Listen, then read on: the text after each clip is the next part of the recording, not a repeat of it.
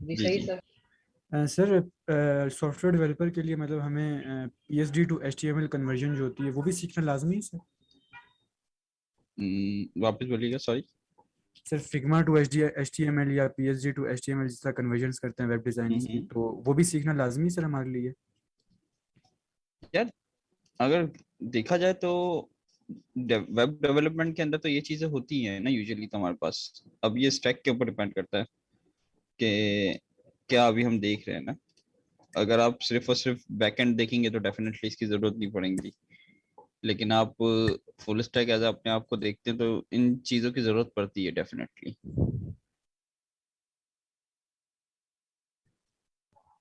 अच्छा सर, मेरा एक क्वेश्चन था। हम्म वो माशाल्लाह आपने वो सी कैट का एग्जाम भी पास किया हुआ है, तो सर हम्म। ये जो हैकनटोश ये होता है, मैक की जगह पर हम अपने विंडोज सिस्टम में करते हैं, तो सर हैकनटोश पे कुबरनेटिस और डोकर वगैरह चल जाता है? हाँ हाँ, बिल्कुल चल जाता है, क्यों नहीं चलता। ठीक है सर। जब मैक हो गया तो फिर तो सब चल जाएगा ना यार। ठीक होगा सर। सर कोई इंटरनेशनल सर्टिफिकेशन है Q3 में?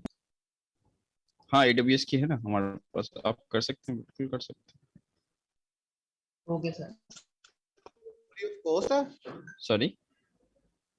वो फ्री ऑफ नहीं कॉस्ट है? नहीं यार, सर्टिफिकेशंस कहाँ फ्री ऑफ कॉस्ट होती है। अच्छा, चल सर, ठीक। लेकिन इतनी महंगी भी नहीं है। तो सी कैट की करनी थी, वो सी कैट की अभी तक रुकी हुई है मेरी। सीकेट की सीकेट के एग्जाम के अंदर यही है कि आपको ना थोड़ा सा के अंदर उसमें सिनेरियोज देते हैं और आपको है ना इम्प्लीमेंटेशन ज्यादा करनी होती है। वो कहते हैं कि भाई पॉड बनाओ, इस पॉड के इतने इंस्टेंस होने चाहिए, फिर वट एवर इसको डिप्लॉय करना है। तो वो इस तरीके से ना वहाँ पे चीजें हैं, मतलब क्या कहते हैं, सही। प्रैक्टिकल चीजें ज्यादा है। ठीक है, जबकि ठीक हो गया। AWS में इसका उल्टा है। जब आप AWS का एग्जाम देते हो तो वो थियोरेटिकल जाता है। सही है, चले, सॉरी। सीकेट क्या?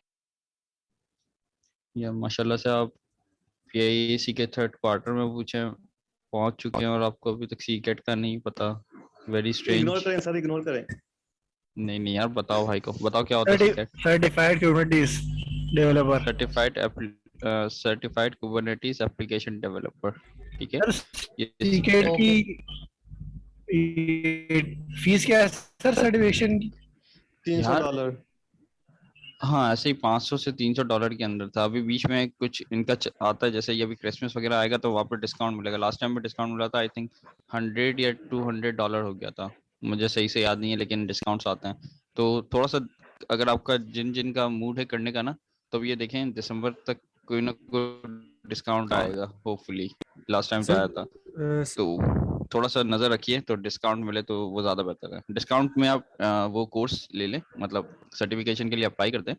लेकिन आप सर्टिफिकेट उसके बाद वो उसकी भी एक टाइम लिमिट है, लाइक 3 महीने या 4 महीने ऐसा कुछ है, मुझे सही से याद नहीं है, तो मैं देख के बता दूंगा अगर if you are interested guys.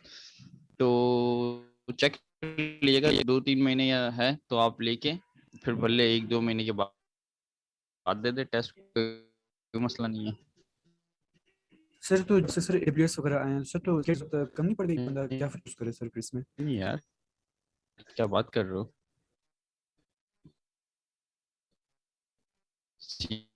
Cat, देखो, जो कैस्ट्रा सिस्टम है वो तो है तो कुबरनेटिस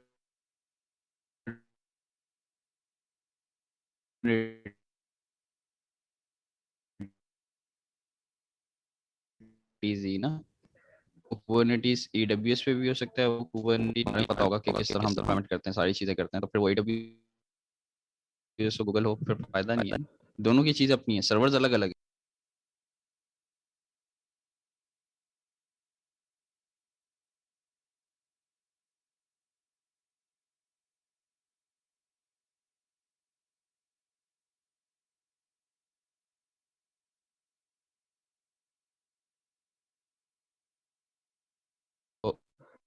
एप्लीकेशन का पूरा फ्लो समझ This में आता है, meeting is कंटेनर being समझ में आते हैं, recorded. कैसे डिप्लॉय होता है, क्या सर्विसेज होती है, किस तरीके से होता है। ये कॉन्सेप्ट अगर क्लियर हो गया, ये सारा काम कर लिया, तो फिर कोई भी सर्वर उसके ऊपर सिर्फ आपको यूज करना है, चाहे वो AWS हो, गूगल हो, या वट एवर। एज्योर हो। अच्छा सर, यहाँ पर मैं छोटी सी बात ऐड करना चाहूंगा सर। मैंने ना बहुत इस पे सोचा कि मतलब ये किस तरह से काम करती है, तो मैं दूसरे भाइयों को भी बताना चाहता हूँ, उनको ये क्लियर हो जाएगा कि कुबरनेटिस एक्चुअली करती क्या है। Please please. जिस तरह हम रेक्ट में कंपोनेंट बना देते हैं छोटे छोटे और अलग-अलग कंपोनेंट बना देते हैं, इसी तरह कुबरनेटिस में हम क्या करते हैं कि अपनी एप्लीकेशन के इमेज बना के उसका छोटे छोटे कंपोनेंट बना लेते हैं। उसको छोटे छोटे कंपोनेंट बना के हम सर्वर के ऊपर डिप्लॉय कर देते हैं। Sir I have a question. जी जी Right, sir? बिल्कुल मेक सेंस करती है बात। मतलब अगर वो रिएक्ट के एंगल से सोचा जाए तो हम कुछ ऐसे ही करते हैं कि हम रिएक्ट के अंदर कंपोनेंट्स बना रहे होते हैं और फिर उसको उसके अपनी एप्लीकेशन के साथ कनेक्ट करके यूज कर रहे होते हैं। तो सेम वही है, हम अपनी एप्लीकेशंस को एज अ कंपोनेंट समझ के कुबरनेटिस की जबान में सर फिर ये वो भी हम एक कर ना सकते हैं। बिल्कुल सही मार्केट है, प्लेस है मेक सेंस। Tareem.com, आपको पता है इसके बारे में? नहीं। किसके बारे में? सॉरी। TURIN Tareem.com। अच्छा नहीं पता मुझे दोस्त। सर वो जो है ना, मतलब वो उनका क्लेम ये है कि हम दुनिया के ना टॉप 1% या 2% डेवलपर्स हायर करते हैं। तो सर उनके भी ना वो टेस्ट वगैरह ले रहे होते हैं। तो सर वो लास्ट मैंने पिछले कुछ दिनों बाद ना रिएक्ट का दिया था उनको ना टेस्ट, तो वो तो उन्होंने कर दिया पास सर, ठीक हो गया उनका जो भी क्राइटेरिया था। लेकिन सर वो ही HTML CSS जावास्क्रिप्ट का दिया है जो कि उससे ज्यादा इजी था, वो उड़ा के रख दिया उन्होंने। क्या सॉरी HTML CSS और जावास्क्रिप्ट उड़ा दिया, वो नहीं उन्होंने पास किया मेरा, रिएक्ट का पास कर दिया सर। ये मतलब असल में देखें HTML CSS जावास्क्रिप्ट ना, अगर गौर से देखा जाए तो वो बेस है आपकी। और यूजुअली हम क्या करते हैं जब हम रिएक्ट की तरफ जाते हैं तो HTML CSS को भूल जाते हैं, तो ज्यादा मोर फोकस हमारा जावास्क्रिप्ट की तरफ होता है। If I am not wrong, ऐसा ही है। हम ज्यादातर लॉजिकल चीजें ज्यादा देख रहे होते हैं, जबकि HTML CSS भी एक बेस है। HTML CSS के अपने स्टैंडर्ड्स हैं। जिस तरीके से अगर आप HTML5 के स्टैंडर्ड्स पढ़े तो उसके अंदर आर्टिकल्स हैं, सेक्शंस हैं, कब आर्टिकल यूज करने चाहिए, कब सेक्शंस यूज करना चाहिए।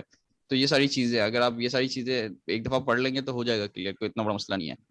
तो उसके स्टैंडर्ड्स को मीट करना है। जैसे आपने रिएक्ट पढ़ा था, रिएक्ट के अपने स्टैंडर्ड्स को मीट किया, आप क्लियर हो गए।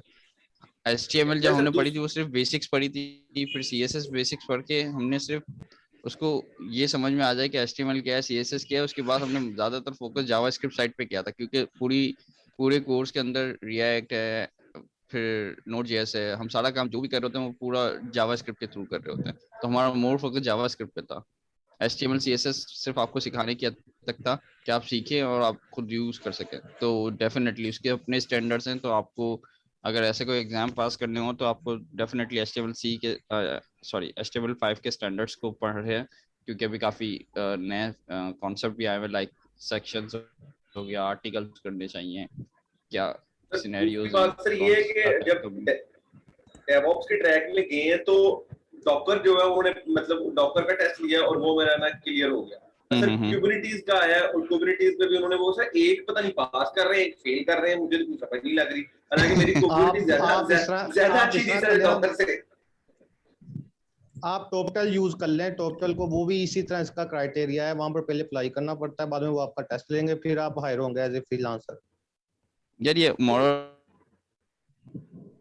जो तरीके से जो आपके प्लेटफॉर्म से वो यही होता है कि वो आपसे टेस्ट लेते हैं, ताकि वो जो आपको हायर कर रहा हो तो वो सिर्फ ये कह सकता है कि हाँ यार इसने ये मेरा क्राइटेरिया मीट किया हुआ है। तो फिर कभी कभार ऐसा भी होता है कि आपने एक किसी प्लेटफॉर्म पर टेस्ट दे दिया, लेकिन आपका जब किसी क्लाइंट के साथ इंटरव्यू होता है तो इंटरव्यू में टेस्ट क्लाइंट अपना खुद अलग से भी देता है, ऐसा भी होता है। तो जरूरी नहीं है कि आपने वो टेस्ट पास किया या फेल किया तो इसके बिहाफ पे सारा काम होता है। तो खैर चलें आगे चलते हैं। अच्छा जी, तो काफी फर्स्ट अगस्त के बाद कोई लेक्चर नहीं आया ऑनलाइन यार। अनफॉर्चुनेट मेरी गलती है, मैंने एक्चुअली डाउनलोड कर लिया, मैंने अपलोड नहीं किया। मैं करता हूँ यार, सॉरी यार, एक साथ ही 2 कर दूंगा। अच्छा तो मुझे आपने लास्ट वीक में आपने कहा था कि हम जेम्स टेक को डिस्कस करेंगे अगली क्लास में, जरा अच्छे से काइंडली सर थोड़ा सा गेस्ट से पहले से उसी पे चल रहा है, उसी पे मैं आ रहा था। अच्छा अब मुझे बताएं, जो लास्ट क्लास में हमने स्टार्ट किया था जेम्स टेक, डिस्कशन चल रही थी। क्योंकि देखें अगर मेरा ये मानना है कि अगर आपको प्रॉब्लम्स पता हो ना, और सर जिया भी हमेशा यही कहते हैं कि अगर आपको प्रॉब्लम्स पता है तो आप सॉल्यूशन ढूंढ सकते हैं। अगर आपको प्रॉब्लम नहीं पता तो सॉल्यूशन कैसे ढूंढेंगे आप? इसी तरह ही है सर। तो बस अगर आपको ये समझ में आ जाए ना कि हम क्या वजह थी जिस वजह से आपको ये समझ में आ गया कि रिएक्ट हमने क्यों यूज किया था? क्योंकि जब आपने HTML CSS जावास्क्रिप्ट पे काम किया तो आपने देखा कि काम बहुत लेंदी हो रहा है, एक ही चीज मुझे कॉपी पेस्ट करके दोबारा करनी पड़ती है। जब हम रिएक्ट में आए तो आपने देखा कि उसको हमने कंपोनेंट्स बना के किस तरीके से यूज किया, कैसे रीयूज किए कंपोनेंट्स, कैसे डायनामिक कंपोनेंट्स बनाए हमने, ऐसा हुआ? जी जी सर। ठीक है, अब हम बात करते हैं गेट्सबी की, मतलब जैम स्टैक की पूरे। तो जैम स्टैक के अंदर गेट्सबी है, कॉन्टेंटफुल है, वो सारी चीजें हम देखते हुए आगे चलते हैं। अच्छा, अब ये बताएं, यहाँ पे एक चीज लिखी हुई है गेट्सबी स्टैटिक साइट जनरेटर, क्या मतलब इसका?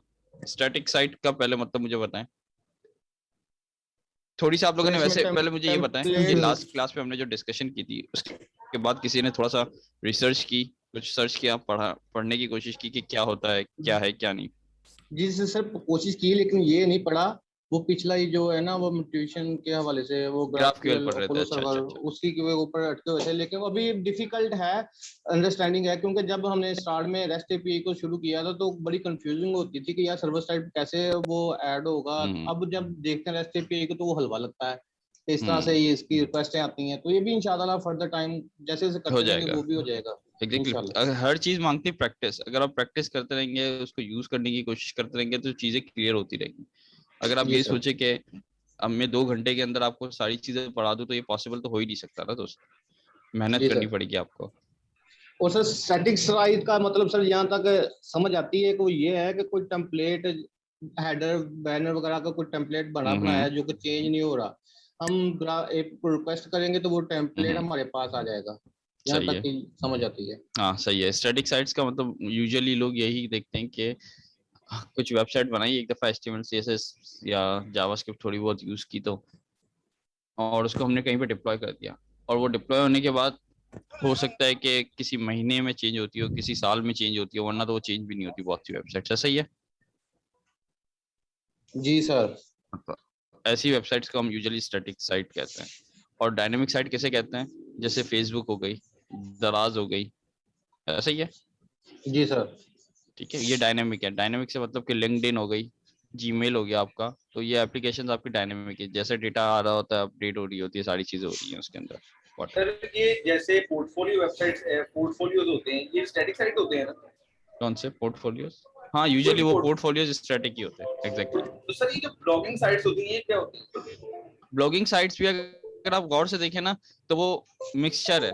मिक्सचर का मतलब कि ज्यादातर उसके अंदर अगर कोई नई पोस्ट आएगी तो आपको नजर आ रहा होगा, वरना तो ज्यादातर डेटा ऐसा है जो एक दफा डल चुका है, वो अपडेट नहीं हो रहा। ऐसा ही है ना? Yes, जी sir, सर। है। जो लास्ट आपने एग्जांपल दी थी वही PDF वाली साइट की। हाँ, लास्ट हमने एग्जांपल में क्या डिस्कस कर रहे थे? हम कह रहे थे कि यार एक कंपनी होगी, उस कंपनी के कुछ कैटलॉग्स होंगे। अब मुझे ये बताओ कि कैटलॉग्स कब अपडेट होते होंगे? माइट भी 2 महीने में, 3 महीने में एक कैटेगरी ऐड हो गई होगी या एक प्रोडक्ट ऐड हो गई होगी, ऐसा ही होगा ना? तो ऐसी वेबसाइट के लिए स्टैटिक ही है ना, उसके अंदर कोई डेटा रैंडम चेंज नहीं हो रहा, कोई मतलब डायनेमिक चीजें नहीं आ रही उसके अंदर। ऐसा ही है समझ। मतलब सर जी जब भी नया लॉग आएगा तो वो दोबारा जनरेट हो जाएगी। एग्जैक्टली नया, जैसे नई कैटेगरी आएगी तो आपने ऊपर वाला डिव नीचे पेस्ट किया, कॉपी पेस्ट किया, वो कैटेगरी का नाम डाल दिया, जो नया था वहां पे डिप्लॉय कर दिया। सर तो इसमें तो मेरे ख्याल में जावास्क्रिप्ट वगैरह यूज नहीं हो रही होगी, सिर्फ HTML CSS और जरूरी बस। नहीं है, हो सकता है आपने स्लाइडर्स लगाए हुए। जावास्क्रिप्ट तो बहुत से तरीकों से यूज होते हैं। स्लाइडर्स लगाए हुए हैं आपने, कोई स्क्रॉलिंग का फंक्शनलिटी जावास्क्रिप्ट से की है, तो जावास्क्रिप्ट हो सकती है, ये मसला नहीं है। तो जावास्क्रिप्ट थोड़ी ये डायनेमिक चीजों के लिए थोड़ी यूज की जाती है, उसके जो बिहेवियर्स है हम उसके लिए भी तो यूज करते हैं ना। जैसे मैं क्लिक करता हूँ किसी पेज पे, तो हो सकता है मुझे उसको नए पेज पे लेके जाना हो, जावास्क्रिप्ट की मदद से लेके जाना हो, HTML से ना लेके जाना हो, कुछ उसके बिहाफ पे कुछ और काम करने हो, अलर्ट करवाना हो, तो जावास्क्रिप्ट है, उसको हम यूज कर सकते हैं, वो मसला नहीं है। अब ये मसला है कि हम उसको यूज किस तरह करते हैं, डायनेमिकली करते हैं या स्टैटिक साइट के कॉन्सेप्ट से। तो पहले तो ये बताओ, स्टैटिक समझ में आ गया आपको जी सर। कि लेट से प्रोडक्ट्स थी हमारी, एक वेबसाइट, एक कंपनी है, उसकी प्रोडक्ट्स थी, और सॉरी कैटेगरीज थी, और कैटेगरीज की प्रोडक्ट्स थी। तो यूजुअली यही होता है कि अगर मैं अपनी कंपनी, मेरी आपकी कंपनी है, तो आप ये सोचें कि आपने प्रोडक्ट्स बनाई तो आपके पास फॉरन प्रोडक्ट्स नहीं आ रही होंगी। ऐसा नहीं होगा कि कल नई प्रोडक्ट आ गई, परसों नहीं आ गई, तरसों नहीं आ गई। थोड़ा तो टाइम लगेगा ना, लेट्स से हम सपोज करते हैं 1 महीना लेता है प्रोडक्ट डेवलप होने में। तो एक तरीका तो यही है कि मैं उसके अंदर सारी HTML CSS डाल दूं हार्ड कोडेड, और जब मेरा दिल करे मैंने एक डिव नया बनाया, नया प्रोडक्ट ऐड किया, नई कैटेगरी ऐड की और वापस डिप्लॉय कर दिया। सबसे सेफ एंड साउंड और फास्ट है, ऐसा ही है? जी सर। ठीक है, चले अब इसी को थोड़ा सा आगे लेके चलते हैं, ठीक है? थोड़ा सा सोचिएगा और मुझे बताइएगा। सर अबाउट का पेज हो सकता है? हाँ, अबाउट का पेज हो सकता है, बिल्कुल हो सकता है, क्यों नहीं। अबाउट के पेज में कितनी चीजें आप चेंज करते हैं? कॉन्टेक्ट अस के पेज में कितनी चीजें चेंज करते हैं? आपको मतलब एक कर दिया तो बस उसके बाद तो बहुत ही मुश्किल होता है। बिल्कुल, कभी कोई चेंज करना हुआ तो फिक्स हो जाता है।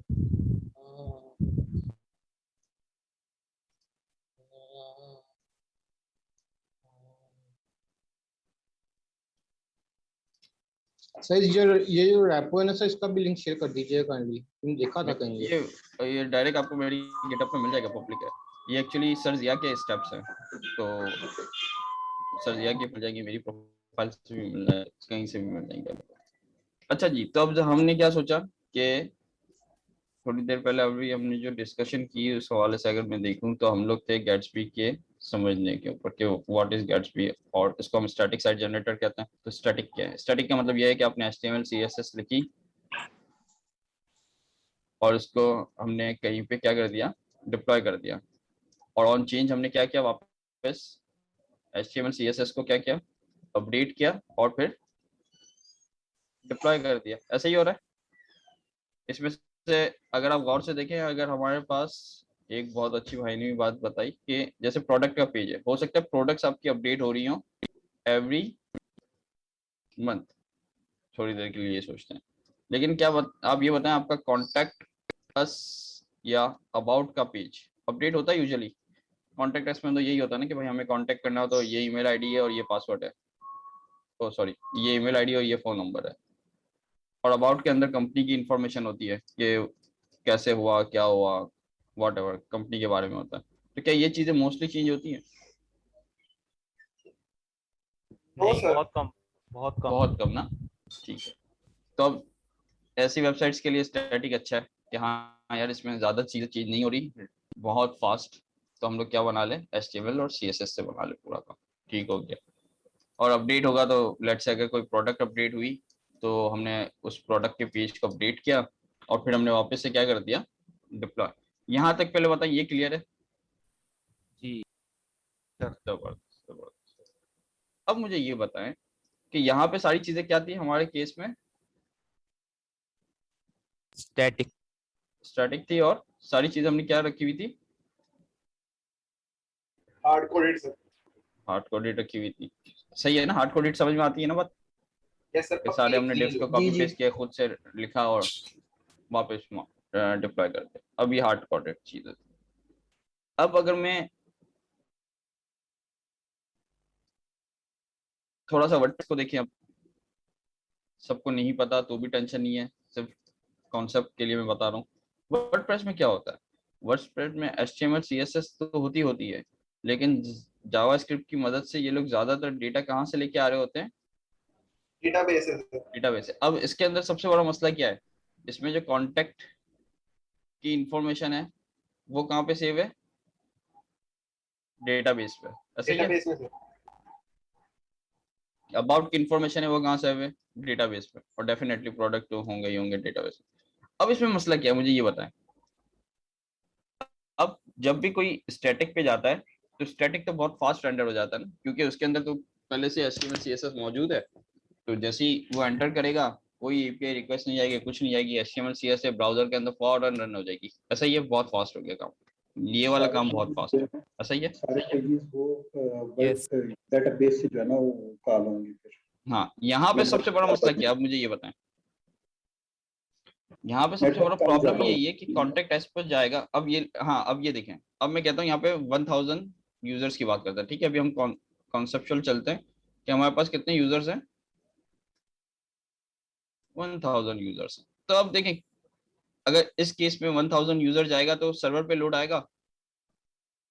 हाँ, जो होस्टिंग सर्वर है तो उसके ऊपर तो डेफिनेटली वो चीजें लोड कर रहा होगा, सारी चीजों की, लेकिन क्या दूसरी किसी चीज पे लोड आ रहा है? क्योंकि नहीं ना है। यहाँ पे एपीआई नहीं। कॉल है, ना यहाँ पे डेटाबेस बीच में आ रहा है, ना कुछ हो रहा है, ना कुछ हो रहा है। तो अब ये कितना फास्ट हो गया? एम आई राइट और सही। नॉट? यस सही है सही है। अब इसी सिनेरियो को आप देखिए थाउजेंड्स को इसके साथ, वर्डप्रेस के साथ, तो क्या होगा यहाँ पे? सर। 1000 यूजर्स कॉल होंगी और 1000 डेटाबेस की कॉल होंगी। एग्जैक्टली। वो But बैठ ये क्या नहीं ये जाएगी स्लो है? वेबसाइट, इतना लोड आएगा उस पे। जी डेटाबेस भी बार बार कॉल हो रहा होगा। एग्जैक्टली। तो अगर मैं इन दोनों में से अभी थोड़ी देर के लिए आपसे ऐसे ही पूछूं कि फास्ट अगर काम है तो क्या है, कौन सा वाला है? स्टैटिक। ऊपर वाला ना, स्टैटिक वाला, क्योंकि ये तो हार्ड डायनेमिक है। कोडेड ठीक वाला। है, चलो माना है ये डायनेमिक है, क्योंकि हर चीज कहाँ से आ रही है, चेंज हो सकती है किसी भी वक्त, सारी चीजें डायनेमिक तो है, लेकिन इसके साथ हमारे पास कॉस्ट भी तो इफेक्ट कर रही है ना, यस परफॉर्मेंस भी है, कॉस्ट भी है, ठीक है, दोनों चीजें। परफॉर्मेंस हम देख रहे हैं और एक चीज हम देख रहे हैं, कॉस्ट।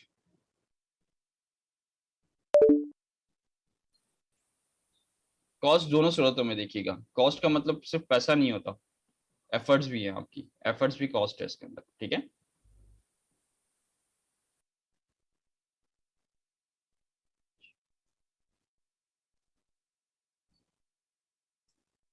समझ में आती है, मेक सेंस करती है बात ये कॉस्ट का यस मतलब सर। सिर्फ हमेशा पैसा ही नहीं होता।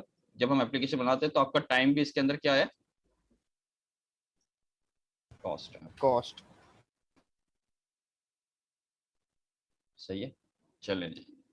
तो ये भी हम अब इन दोनों पैरामीटर्स के रखते हुए हम लोग हर सिनेरियोस को देखने की कोशिश करते हैं थोड़ी देर के लिए। Okay fine, okay. चल अब एक और टॉपिक, पहले हमने देखा Gatsby is a static site generator, ठीक है, इतना क्लियर है? आगे चलूं? यस चले सर। चले। चलो अब ये देखें, ये क्या कह रहा है, यहाँ पे थोड़ी मीनिंग्स चेंज हो गए। स्टैटिक का मतलब हमने सोचा था कि हर चीज हमारे पास क्या होगी मौजूद, हार्ड कोडेड, और हार्ड कोडेड होगी तो वो डायनेमिक नहीं होगी, लेकिन यहाँ पे ये क्या कह रहा है, कोई बताएगा ये पढ़ तो के? बड़ी बिल्कुल उल्ट बात कर रहा है ये तो। बिल्कुल सही है। साइड डायनेमिक इंटरैक्टिव नहीं होगी।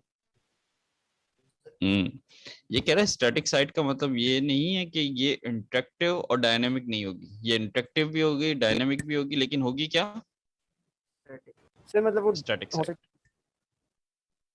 जी सर मैं कह रहा हूँ हो सकता है वो डेटाबेस से कम्युनिकेट ना कर रहा हो जब स्टैटिक साइट होती है जो। बिल्कुल सही कह रहे हो, डेटाबेस से स्टैटिक साइट कम्युनिकेट ज्यादा नहीं कर रही होती, क्योंकि हम तो एक ही दफा सारी चीजें। चलें अब आते हैं हम वापस से, हम यहाँ पे डिस्कस कर रहे थे किसकी, प्रोडक्ट्स की ना। तो यहाँ पे तो सारी प्रोडक्ट्स कैसी थी, हार्ड कोडेड, ऐसा ही है।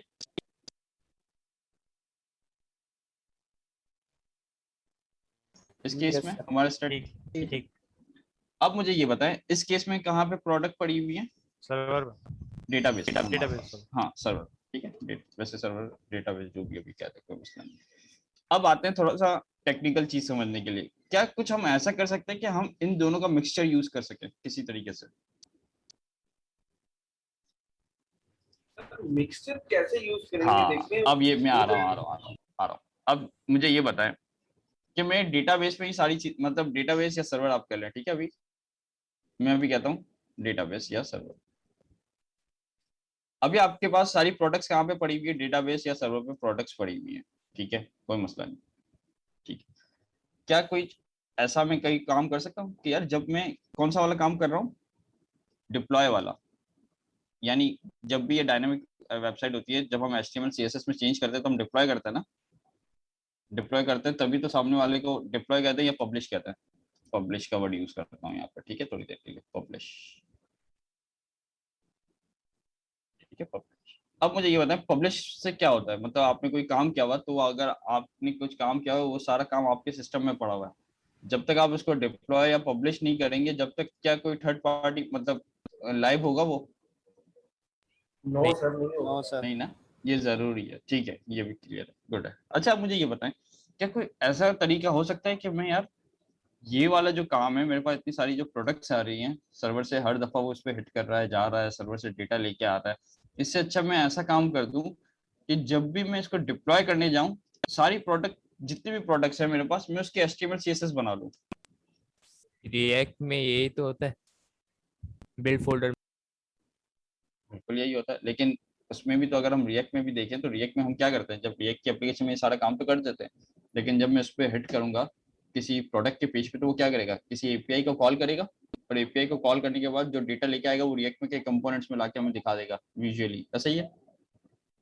यस ठीक है, तो अब यहाँ पे भी अगर मैं थोड़ी देर के लिए रिएक्ट को लेके आता हूँ और ये दोनों केस सेम नहीं हो गया समहाउ? Yes sir. ऐसा ही होता है ना, रिएक्ट में भी हम यही काम करते हैं ना, वर्डप्रेस कह दो या मैं अभी रिएक्ट कहता हूँ, तो रिएक्ट के अंदर भी यही करता हूँ कि HTML CSS होगी, जावास्क्रिप्ट से किसी सर्वर को या डेटाबेस को हिट करूंगा, वहां से सारा डेटा आएगा और फिर मैं यूजर को शो करता हूँ, ऐसा ही है सर। ठीक हो गया। इससे थोड़ा सा परफॉर्मेंस और वही कॉस्ट इफेक्टिव सारी चीजें आती है। अगर मैं कुछ ऐसा कर दूं कि यार पहले जब मैं बिल्ड बनाने जा रहा हूँ, यानी जब मैं डिप्लॉय करने जा रहा हूँ या जब मैं बिल्ड बनाने जा रहा हूँ, तो ये काम करूं बिल्ड के टाइम पे, किसके टाइम पे, बिल्ड टाइम पे ये काम करूं कि यार एक दफा जाओ डेटाबेस में और एक क्यूरी करो फॉर, डेटाबेस में जाओ फॉर प्रोडक्ट्स, और जितनी प्रोडक्ट्स आए उसकी मैं क्या बना दूं HTML/CSS, और ये खुद एक्चुअल हमें क्या बन जाएगी, अगर आप देखेंगे तो HTML का हार्ड कोडेड पेज मिलेगा यहाँ पे। क्या ये पॉसिबल है? ऐसा सवाल है वैसे, मतलब अगर अभी ये नहीं, ये मत सोचिएगा कि कैसे, मैं सिर्फ अभी कॉन्सेप्चुअल बात कर रहा हूँ कि क्या ऐसे कुछ हो सकता है कि जिस तरीके से इसके लिए मुझे 100 पेज है तो 100 प्रोडक्ट्स पे क्लिक करूंगा तो 100 रिक्वेस्ट जाएगी, तो इससे अच्छा मैं ये करूं कि एक रिक्वेस्ट जाए और 100 पेजेस बन जाए, तो अब ये इसकी परफॉर्मेंस और सारी चीजें अगर आप देखें तो बहुत फास्ट हो जाएगा या नहीं? अब यहाँ पे अगर मुझे पता है अगर कोई एक ये काम बिल्ड कर दूं मैं, आपको पता है कि यहाँ पे प्रोडक्ट बिल्ड हो गई और फिर ये प्रोडक्ट के किसी पेज पे जाएंगे तो यहाँ पे कितनी एपीआई कॉल होंगी?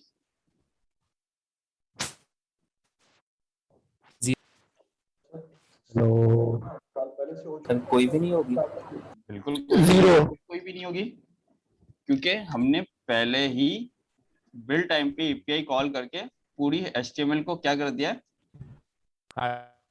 हार्ड कर दिया। अब आप मुझे ये बताएं, ये पहले ये बताइए, ये कुछ समझ में आया, हल्का फुल्का समझ में आया? Yes sir. थोड़ा फायदा हुआ आपको? जहाँ आपकी थोड़ा सा काइंड से दोबारा रिपीट कर दीजिए। थोड़ा सा हाँ, रिपीट कर दें मैं सर। कर रहा हूँ, मैं वही कर रहा हूँ। अब देखिए 1000 यूजर से अगर कोई भी एक प्रोडक्ट पे जाता था तो कितनी हिट होती थी, 1000 हिट्स, ऐसा था? Exactly sir. 1000 हिट्स होती थी, इसमें एपीआई कॉल्स जाती थी, वो डेटाबेस से डेटा लेके आती थी और फिर हमें यूआई पे शो कर देती थी। क्या मैं ऐसा नहीं कर सकता अब इस सिनेरियो में बिल्ड टाइम पे मैं एक कॉल करूं, एक एपीआई को हिट करूं, वहां से जो भी डेटा आ रहा है डेटाबेस से फॉर प्रोडक्ट्स के लिए, और उसको मैं कन्वर्ट कर दूं HTML CSS के अंदर हार्ड कोडेड से क्या मतलब हुआ, अब आपका जो प्रोडक्ट का पेज बना है वो क्या बनी हुई होगी, उसकी HTML और CSS। लेकिन सर वो फिर डायनामिक तो नहीं ना रहेगा? हाँ डायनेमिक रहेगा, मैं आ रहा हूँ उसी के ऊपर आता हूँ। अब आपका सवाल ये होगा कि अब नई प्रोडक्ट होगी तो क्या करेंगे, यही है ना? इस केस में हाँ, इस केस में तो ये था कि नई प्रोडक्ट होती थी, आप पेज रिफ्रेश करते थे तो नया कैटेगरी आपको शो हो जाता था, ऐसा ही था, तो आपको ये डायनेमिक लग रहा था। कि हाँ यार ये चीजें डायनामिक है, कि जैसे ही मैंने सर्वर में प्रोडक्ट ऐड की तो यहाँ पे मुझे नजर आ गया, सही है। Yes. ओके, अब आपका सवाल ये है कि इस केस में क्या होगा जब मैं सारी चीजें हार्ड कोडेड कर दूंगा लाइक दिस, कि एक दफा बिल्ड किया, एपीआई हिट हुई, डेटाबेस से सारी प्रोडक्ट्स आ गई और ये हुआ, अब इसके बाद कोई न्यू प्रोडक्ट ऐड होती है तो क्या होगा, यही सवाल है आपका। जी सर। एग्जैक्टली सर, वो कहाँ से आएगी, वो तो स्टैटिक कर दिया हमने ना। हाँ, अब थोड़ा सोच के आप बताएं कि क्या कर सकता हूँ वापस अगर जब नई प्रोडक्ट आए तो। सर दोबारा बिल्ड बना सकते दोबारा बिल्ड Exactly. सर जबरदस्त। तो क्या मैं ये वापस नहीं कर सकता कि एक दोबारा बिल्ड बना दूं भाई, और फिर वापस ये वाला ऊपर वाला पूरा प्रोसेस हो, और फिर वापस प्रोडक्ट्स और एचटीएमएल की हमारे पास हार्ड कोडेड सारी चीजें वापस मिल जाए। सर लेकिन प्रॉब्लम इज देयर कि अगर हर 2 सेकंड के बाद या 10 सेकंड के बाद, मतलब 1 मिनट के बाद प्रोडक्ट अपडेट हो तो बार बार बिल्ड बनेगा फिर इसका, ये तो फिर वही वर्डप्रेस वाला हिसाब सर हो जाएगा, वही बार बार लोड एपीआई, वो हिसाब नहीं होगा पीछे आगे दोबारा। लेकिन सही है वो है, लेकिन आप ये सोचे कि वो थाउजेंड्स जो एपीआई कॉल थी वो तो बच गई ना आपकी, 1000 यूजर्स को होगी। और अगर आप थोड़ी देखें 100% ये अगर मैं कहूँ कि आप ये ना मिक्सचर है, इसको हम जो हम गेट्स भी बनाने जा रहे हैं ना वो एक मिक्सचर है। अब मिक्सचर कैसे मैं बता देता हूँ, पहले ये बताएं, ये थोड़ा क्लियर हो, आप मिक्सचर की तरफ आता हूँ थोड़ा सा, कैसे मिक्सचर है। यस कि सर। हमें दोनों चीजें यूज करनी पड़ेंगी, थोड़ी डायनेमिक भी यूज करनी पड़ेगी, कुछ ये भी यूज करनी पड़ेगी। ऐसा नहीं है कि हम 100% इसको गेट्सबी के थ्रू से रिप्लेस कर सकते हैं जो जितना भी हमने सीखा है, नहीं, हम अपनी परफॉर्मेंस को फास्ट बनाने के लिए ये काम करते हैं। तो अभी मैं आता हूँ उस पर, पहले तो ये बताइए कुछ हद तक समझ में आई चीजें। सर मैंने 10 मिनट लेट ज्वाइन ये- किया है, तो काइंडली अगर थोड़ा सा समरी बता दें तो कुछ क्लियर नहीं हुआ इसका। पहले हमने डिस्कस किया कि ये हार्ड कोडेड स्टैटिक वेबसाइट्स होती हैं जिसमें HTML CSS लिखी हुई होती है, वो हम सर्वर पर डिप्लॉय करते हैं और ये बहुत फास्ट होती हैं क्योंकि इसमें ना कोई एपीआई कॉल्स हमारे पास जा रही है ना कुछ जा रहा है, सब कुछ स्टैटिक डेटा पड़ा हुआ है हार्ड कोडेड। जैसे ही हम ब्राउजर पे ओपन करते हैं तो फौरन से आपके पास परफॉर्मेंस बहुत फास्ट हो जाती है। फिर हमने थोड़ा सा डिस्कस किया वर्डप्रेस की एप्लीकेशन को, क्या अगर वर्डप्रेस की एप्लीकेशन या रिएक्ट की एप्लीकेशन को अभी जो हम यूज़ कर रहे हैं अगर उस हिसाब से देखें तो क्या होता है कि हमने HTML CSS जावास्क्रिप्ट यूज़ की, उसके बाद फिर हमने क्या किया हुआ है कि यहाँ पे भी जावास्क्रिप्ट हो सकती है, ऐसा नहीं है कि जावास्क्रिप्ट नहीं हो सकती है। फिर किसी तरीके से हम डेटाबेस से डेटा लेके आते हैं और यूजर्स को हम डेटा सारा का सारा शो कर रहे होते हैं। यहाँ पे अब हमने ये देखा कि अगर ये 1000 यूजर्स आके हिट करते हैं इस वेबसाइट को तो क्या होगा, थाउजेंड्स दफा डेटाबेस में डेटा लेने के लिए जाएगा, अबाउट का पेज, कॉन्टैक्ट का पेज, प्रोडक्ट का पेज, और वो सारी चीजें शो करेगा। ऐसा ही है, यहाँ तक क्लियर है अब ये दोनों चीजें? जी सर। ठीक है, अब हम आते हैं कि इसको और किस तरह बेहतर बना सकते हैं। तो अभी हमने ये सोचा कि यार सारा डेटा ये 1000 यूजर्स आएंगे तो 1000 टाइम्स ये एपीआई हिट करेगा। इससे अच्छा है कि मैं जब अपनी एप्लीकेशन को बिल्ड करके डिप्लॉय का टाइम होता है ना, जब मैं अपनी एप्लीकेशन को डिप्लॉय करने जा रहा हूँ उस टाइम पे मैं क्या करूँ कि डेटाबेस में जाऊँ और डेटाबेस में देखूँ कि कितनी चीज़ें मेरे पास ऐसी मौजूद हैं कि जितने प्रोडक्ट्स हैं ये सारी चीज़ें उसको यूज़ करते हुए कि सारा डेटा मैं हार्ड कोडेड करता हूँ, HTML CSS की स्टैटिक साइट जनरेट करता हूँ। तो इससे फायदा ये होगा कि ये वापस स्टैटिक साइट जनरेट हो गई, जिस तरीके से ये हमारी स्टैटिक साइट जनरेट होती थी, तो ये आपके पेजेस बना देगा, सब कुछ कर देगा एंड सो ऑन, आप अपना काम कर सकते हैं। अब क्या आपकी एपीआई कॉल्स नहीं जाएगी डेटाबेस में, कुछ भी नहीं, आपने बिल्ड टाइम पे ये वाला काम किया।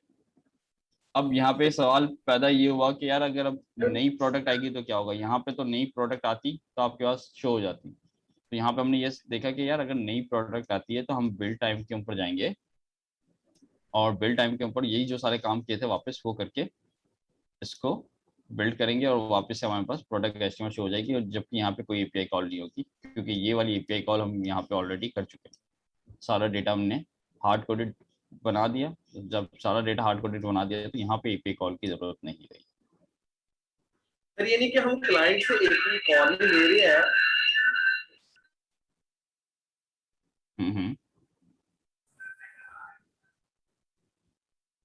सर हम क्लाइंट से एपीआई कॉल ले रहे हैं, जब भी हम बिल्ड बना रहे हैं तब हम एपीआई कॉल ले रहे हैं, हम यही करना चाह रहे हैं ना। यस यस यस यस बिल्कुल, बिल्ड टाइम पे ही हम एपीआई कॉल करेंगे, जो डेटा होगा वो हमने सारा डेटा बना के हार्ड कोडेड बना देंगे। ठीक है, अब सवाल बहुत सारे खड़े हुए होंगे आता हूँ मैं आहिस्ता आहिस्ता एक एक सवाल के ऊपर भी। लेकिन पहले ये बताइए, ये कुछ हद तक समझ में आया, कुछ हद तक परफॉर्मेंस हम टैकल कर सकते हैं जी यस जी सर सर। है ना? यस सर ये तो Good. सिनेरियो पर डिपेंड कर रहा है कि अगर तो हम जो है वो प्रोडक्ट्स जो है रियली अपडेट कर रहे हैं तो फिर तो ठीक है। अगर रियल टाइम पे कोई एप्लीकेशन अपडेट हो रही है तो वहां पे फिर ये सूट नहीं करेगी। हाँ बिल्कुल सही कहा आपने। मैं आ रहा हूँ, मैं वही कह रहा हूँ ना, आहिस्ता आहिस्ता अब सवालों पे आता हूँ आपके। पहले थोड़ा सा ये क्लियर हो जाए ना कि वर्डप्रेस के अंदर क्या सिनेरियोस चल रहे थे, अब ये थोड़ा सा फास्ट आपको क्यों लग रहा है, ठीक है? अभी आहिस्ता आहिस्ता आऊंगा तो और चीजें भी आपको क्लियर होगी। अब आपके सर सवाल तो काफी होंगे मुझे पता है, लेकिन मैं आता हूँ। अब मुझे ये बताएं कि आप ये सोच रहे होंगे थोड़ी देर के लिए, ये सोच लें, चले प्रॉब्लम मैं बताता हूँ आपको। मैं जब इस तरीके से बात कर रहा हूँ कि यार ये करूंगा तो ये होगा, अब मैं कहता हूँ आपको चैट आपकी एप्लीकेशन के अंदर आपने एक फीचर ले लिया चैट का।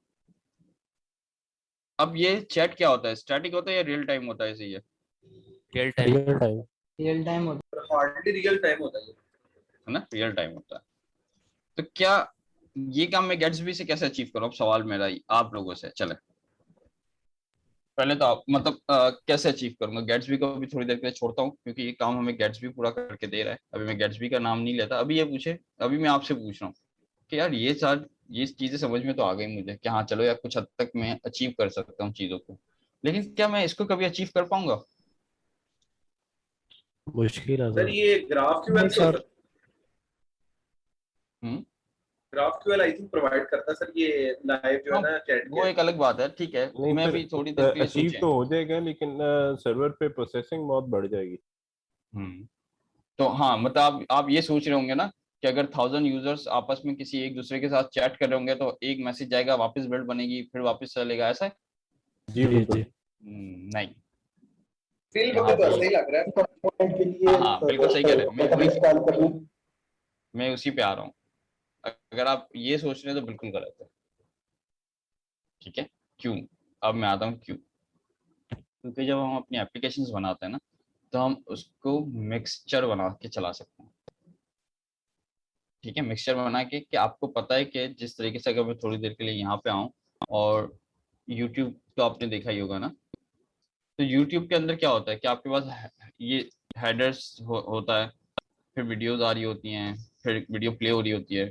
तो इसमें से आपको क्या लगता है कि कौन सी चीजें आपको लगती है कि डायनेमिक ज्यादा हैं और कौन सी चीजें लगती है कि आपको स्टैटिक ज्यादा है? वीडियो सेक्शन डायनामिक है, बाकी सारा स्टैटिक है। हाँ static, exactly.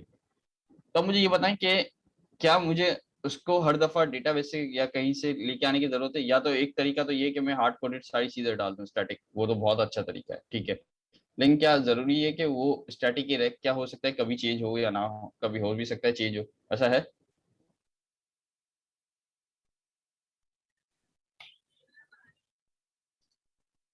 Hello, yes sir. है ना? तो ये मिक्सचर है, ठीक है, क्योंकि कुछ चीजें आपकी चेंज हो रही हैं और कुछ चीजें चेंज नहीं हो रही। तो ये आपको देखने की आपकी एप्लीकेशन के अंदर स्टैटिक कंटेंट ज्यादा कौन सा है, ठीक है? जो आपको लगे सर कि स्टैटिक कंटेंट ज्यादा है। लेट्स से अगर मैं दराज की बात करूं, दराज के अंदर क्या होता है, आपका हेडर है, यहाँ पे आपके पास सारी कैटेगरीज लिखी हुई आ रही होती है, ऐसा है? हाँ, उसके बाद यहाँ पे प्रोडक्ट सारी डायनेमिक होगी, am I right? तो सर ये तो हमारी आउटलुक और जीमेल की वेबसाइट की पेज भी ऐसी होता है, इनबॉक्स हाँ सारा होता है, एग्जैक्टली, जंक्स बिल्कुल वगैरह सही होता है। सोचा आपने। हाँ अगर वो भी एग्जांपल आपके पास बिल्कुल जबरदस्त है कि आप अगर कंपोज वाला मतलब सॉरी कंपोज क्या कह रहा हूँ, अगर आप जीमेल को देखें, जीमेल में क्या है, हेडर आपका बिल्कुल वैसे का वैसे ही होता है, आपका साइड मेन्यू बिल्कुल वैसे का वैसे ही होता है, सिर्फ आपका जो कंटेंट चेंज हो रहा होता है वो बीच में चेंज हो रहा होता है, ईमेल्स लाइव भी आ रही होती है, रिप्लाई आ रहे होते हैं, बिल्कुल रियल टाइम चल रहा होता है, ऐसा है? सर हेडर की स्टेट भी तो चेंज हो रही होती है, लाइक नोटिफिकेशन वगैरह आते हैं तो वो भी विजिबल होते हैं। हाँ एग्जैक्टली। तो कुछ मतलब उसको भी अगर मैं रिएक्ट के कंपोनेंट के हिसाब से सोचूं तो क्या एक पोर्शन ऐसा है, एक कंपोनेंट ऐसा है कि डायनेमिक है और बाकी जो पूरा हेडर है वो स्टैटिक, ऐसा है? Yes sir. जी सही है ना?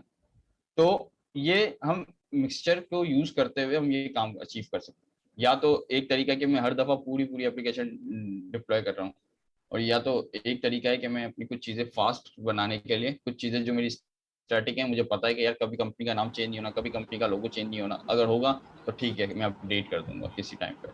लेकिन हर दफा जब मैं एप्लीकेशन डिप्लॉय करने जा रहा हूँ या कुछ करने जा रहा हूँ तो मुझे पूरी पूरी एप्लीकेशन वापस से नहीं करनी पड़ेगी, जो चीजें मैंने स्टैटिक डली हुई वो स्टैटिक में यूज कर सकता हूँ। और स्टैटिक आपको पता है बहुत फास्ट होती है, क्योंकि जैसे ही ब्राउजर ओपन होगा तो HTML CSS तो फौरन रेंडर हो जाती है। हाँ, जावास्क्रिप्ट के लिए API कॉल्स और सारी चीजें जाती है।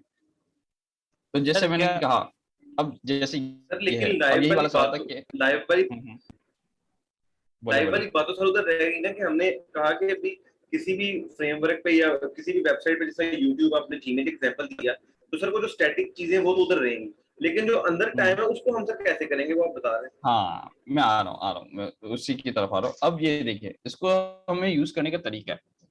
अब इसमें दो चीजें हैं, अब आपको समझ में आएगी, प्रॉब्लम समझ में आ गई? Yes sir. प्रॉब्लम तो अब देखें, अब जो लास्ट टाइम मैंने क्लास में बात की थी, एक कहा था मैंने, होता है एक होता है बिल्ड टाइम और एक दूसरा क्या होता है, रन टाइम। याद आया कुछ? लास्ट क्लास में हम ये डिस्कस करना स्टार्ट किया था हमने। Yes sir. सही है।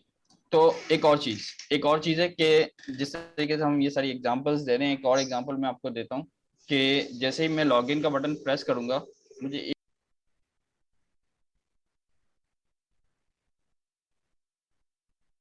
अच्छा मुझे ये बताइएगा कि जैसे लॉगिन का सिस्टम लॉगिन प्रेस करूंगा तो जब लॉगिन के बाद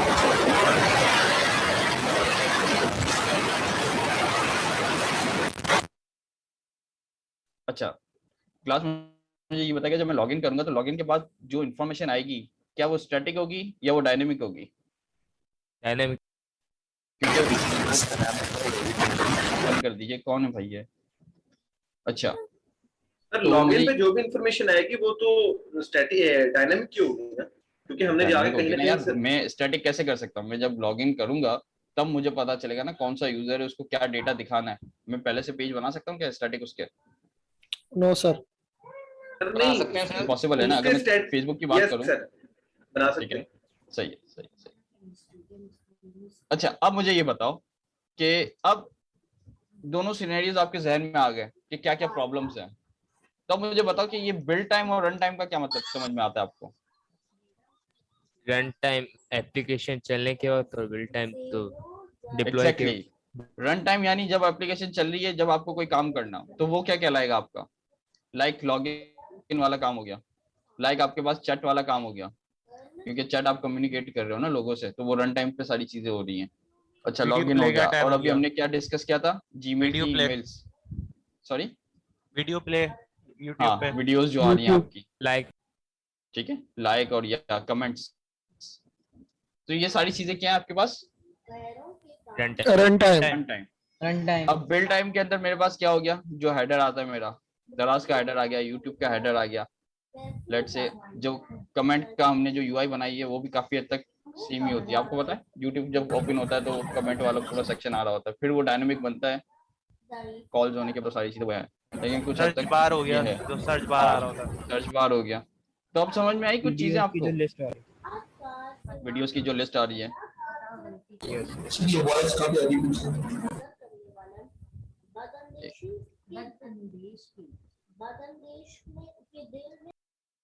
फैसल भाई प्लीज आवाज बंद, माइक म्यूट कर दें अपना। अच्छा जी, तो अब समझ में आई कुछ चीजें? समझ में आ रही है? यस मेरा सर। तो म्यूट है सर। आपका एक्चुअली बैकग्राउंड से आवाज आ रही है दोस्त। ओके, तो बिल्ड टाइम और रन टाइम, अगर मैं कैटेगरीज लाइक ये प्रोडक्ट वाली एग्जांपल दे रहा हूं तो ये किस में फिट बैठती है? अगर थोड़ी देर के लिए हमने ये जो डिस्कस किया बिल्ड टाइम और रन टाइम, बिल्ड टाइम है सर। कैटेगरीज वाली ये जो भी हमने एग्जांपल डिस्कस की थी प्रोडक्ट वाली, किस में फिट बैठेगी? बिल्ड टाइम पे। सर प्रोडक्ट ये रन टाइम पे आएगी। ये मिक्सचर ही बन गया थोड़ा। एग्जैक्टली मिक्सचर है, मैं वही तो कह रहा हूँ। लेकिन आपको ये अपनी एप्लीकेशन के अंदर फिगर आउट करना है कि क्या चीज आपको बिल्ड टाइम पे चाहिए और क्या चीज आपको रन टाइम पे चाहिए। मैंने ये बोला ना कि भाई मेरी एक कंपनी है, उस कंपनी के अंदर प्रोडक्ट्स हैं, तो प्रोडक्ट्स डेफिनेटली अगर आप कभी भी देखो तो वो, चलो प्रोडक्ट्स तो हो सकता है कि चलो हो रहा है, चलो थोड़ी देर के लिए अगर मैं कहूँ कैटेगरीज कितनी जल्दी चेंज होती हैं ये बताएं, या जल्दी ऐड होती हैं या अपडेट होती हैं? प्रोडक्ट चले होता है, दराज की बात करूं तो दराज के अंदर हो सकता है कि प्रोडक्ट्स आ रहे हो फौरन आ रहे हो, चलो समझ में आती है बात। चलो अब मैं इसकी बात करता हूँ कैटेगरी। कैटेगरी आपको क्या लगता है कितनी जल्दी आती होगी? नहीं नहीं सर, कैटेगरी तो फिक्स होती है सर, वो तो शुरू में वेबसाइट अपनी बनाई फिक्स होती है वो नहीं, अगर मैं कह रहा हूँ चलो नहीं भी लेके आते हैं, जैसे अभी मैं देखता हूँ पांडा मार्ट वगैरह के अंदर कैटेगरीज आ रही है 2 महीने के अंदर, 1 महीने के अंदर, 15 दिन के अंदर कोई एक नई कैटेगरी आती है। चलो मैं ये पोस्ट करता हूँ, कैटेगरी ऐड होती है 15 दिन में, 10 दिन में, तो क्या बेहतर है? ये कौन सा होना चाहिए? रन टाइम पे आपको ज्यादा बेहतर नजर आता है या ये बिल्ड टाइम पे नजर आता है? 10 दिन में एक दफा बिल्ड बन के मैं डाल दूं, बिल्ड टाइम ऑफ कोर्स रहेगा बेहतर, सही है ना? तब ये कुछ चीजें हैं जो आपकी एप्लीकेशन के हिसाब से आपको सोचनी पड़ेगी, क्या कौन सी एप्लीकेशंस के अंदर क्या चीज आपको बिल्ड टाइम पे रखनी है और क्या चीज आपको रन टाइम पे रखनी है। लेकिन जिस तरीके से मैं ब्लॉग्स की बात करता हूँ, ब्लॉग्स के अंदर भी यूजुअली ऐसा ही होता है कि लोगों ने ये बिल्ड टाइम पे सारी चीजें रखी हुई हैं। किसी ने पूरा ब्लॉग डाला और ब्लॉग डालने के बाद वो डिप्लॉय होगा, बिल्ड होगा, सारी चीजें आई और डिप्लॉय हो गया, तो वो बहुत फास्ट हो गई ये चीजें। तो इस तरीके से लोग ये सोचते हैं कि अब हमें अपना क्या डेटा स्टैटिक बनवाना है और क्या डेटा हमें अपना रन टाइम पे डालना है। तो ये हम दोनों काम कर सकते हैं। किस तरीके से वो तो हम अभी डेफिनेटली देखेंगे, लेकिन पहले कॉन्सेप्चुअल अगर सारी चीजें क्लियर होंगी तो फिर काम करने में भी आपको मजा आएगा। सर यानी कि सर ये जो आपका लॉगिन पेज होता है फेसबुक का जो लॉगिन, वो भी आपका मेरे ख्याल में स्टैटिक है, बिल्ड टाइम वाला है, बिल्ड टाइम वाला एग्जैक्टली। जब मैं लॉगिन पे क्लिक करता हूँ ना, फिर वो रन टाइम पे डिसीजन लेके सारी चीजें आगे फॉरवर्ड करता है। यानी दोनों चीजें, ऐसा नहीं है कि मैं जब स्टैटिक साइट बना रहा हूँ तो मैं कोई एपीआई कॉल नहीं कर सकता ना। जब भी उसमें ये वाला जो कंफ्यूजन वाला पार्ट था ना, वो यही था। अब आप बताएं कि क्या ये समझ में आता है कि ये जो स्टेटमेंट लिखा हुआ है वो सही है या नहीं? Yes sir. ओके हो गया सर। सही। यहाँ पर मैं एक बात पूछना चाहूंगा पहले जब तक हमारे जहन में स्टैटिक का कॉन्सेप्ट था तो हम ये पढ़ते थे तो हमें ये लगता था कि यार स्टैटिक तो हमें पता है कि यार हार्ड कोडेड चीज है, और यहाँ पे ये कह रहा है कि यार इंटरेक्टिव भी नहीं हो सकता, डायनेमिक भी हो सकता, मींस के इंटरेक्टिव ना हो, डायनेमिक ना हो, कैसे पॉसिबल है? तो ये ऐसे पॉसिबल है। अब जब हम ज्यादा इसको अब यूज करके देखेंगे तो चीजें समझ में आएगी। लेकिन कॉन्सेप्चुअल जो मैं पूछने की कोशिश कर रहा हूँ कि कुछ चीजें समझ में आई आपको, 100% मुझे पता ही नहीं आई होगी, वो तो जब हम प्रैक्टिस करेंगे तब आना स्टार्ट हो जाएगी। लेकिन प्रॉब्लम और सॉल्यूशन जो हमने अभी डिस्कस किए, डिस्कशन से फायदा हुआ। यस जी सर, मैं थोड़ा सा एक्सप्लेन करना चाहूँगा सर। द्राज पे जैसे प्रोडक्ट की आप एग्जांपल दे रहे थे, द्राज पे एक यूजर आता है, प्रोडक्ट ऐड करनी है, ठीक है। वो क्या करता है, प्रोडक्ट की इमेज डालता है, उसकी प्राइस डालता है, उसकी डिस्क्रिप्शन डालता है और उसका नाम डालता है, ठीक है। अब जैसे वो प्रोडक्ट डालेगा, वेबसाइट के ऊपर जाके एक स्पेसिफिक डिजाइन में वो शो होगी। प्रोडक्ट का डालना हमारा स्टैटिक होगा और जो शो हो रही है वो हमारा स्टैटिक होगा, क्योंकि वो स्टैटिक ब्लॉक के अंदर जाके शो होगी। राइट? ऐसा ही है, ऐसा ही है। क्योंकि आप अगर गौर से देखो तो क्या वो रियल टाइम चल रहा होता आपके पास? जैसे किसी ने प्रोडक्ट के सामने आपके ठक करके आ गई, ऐसा नहीं होता ना? जी सर।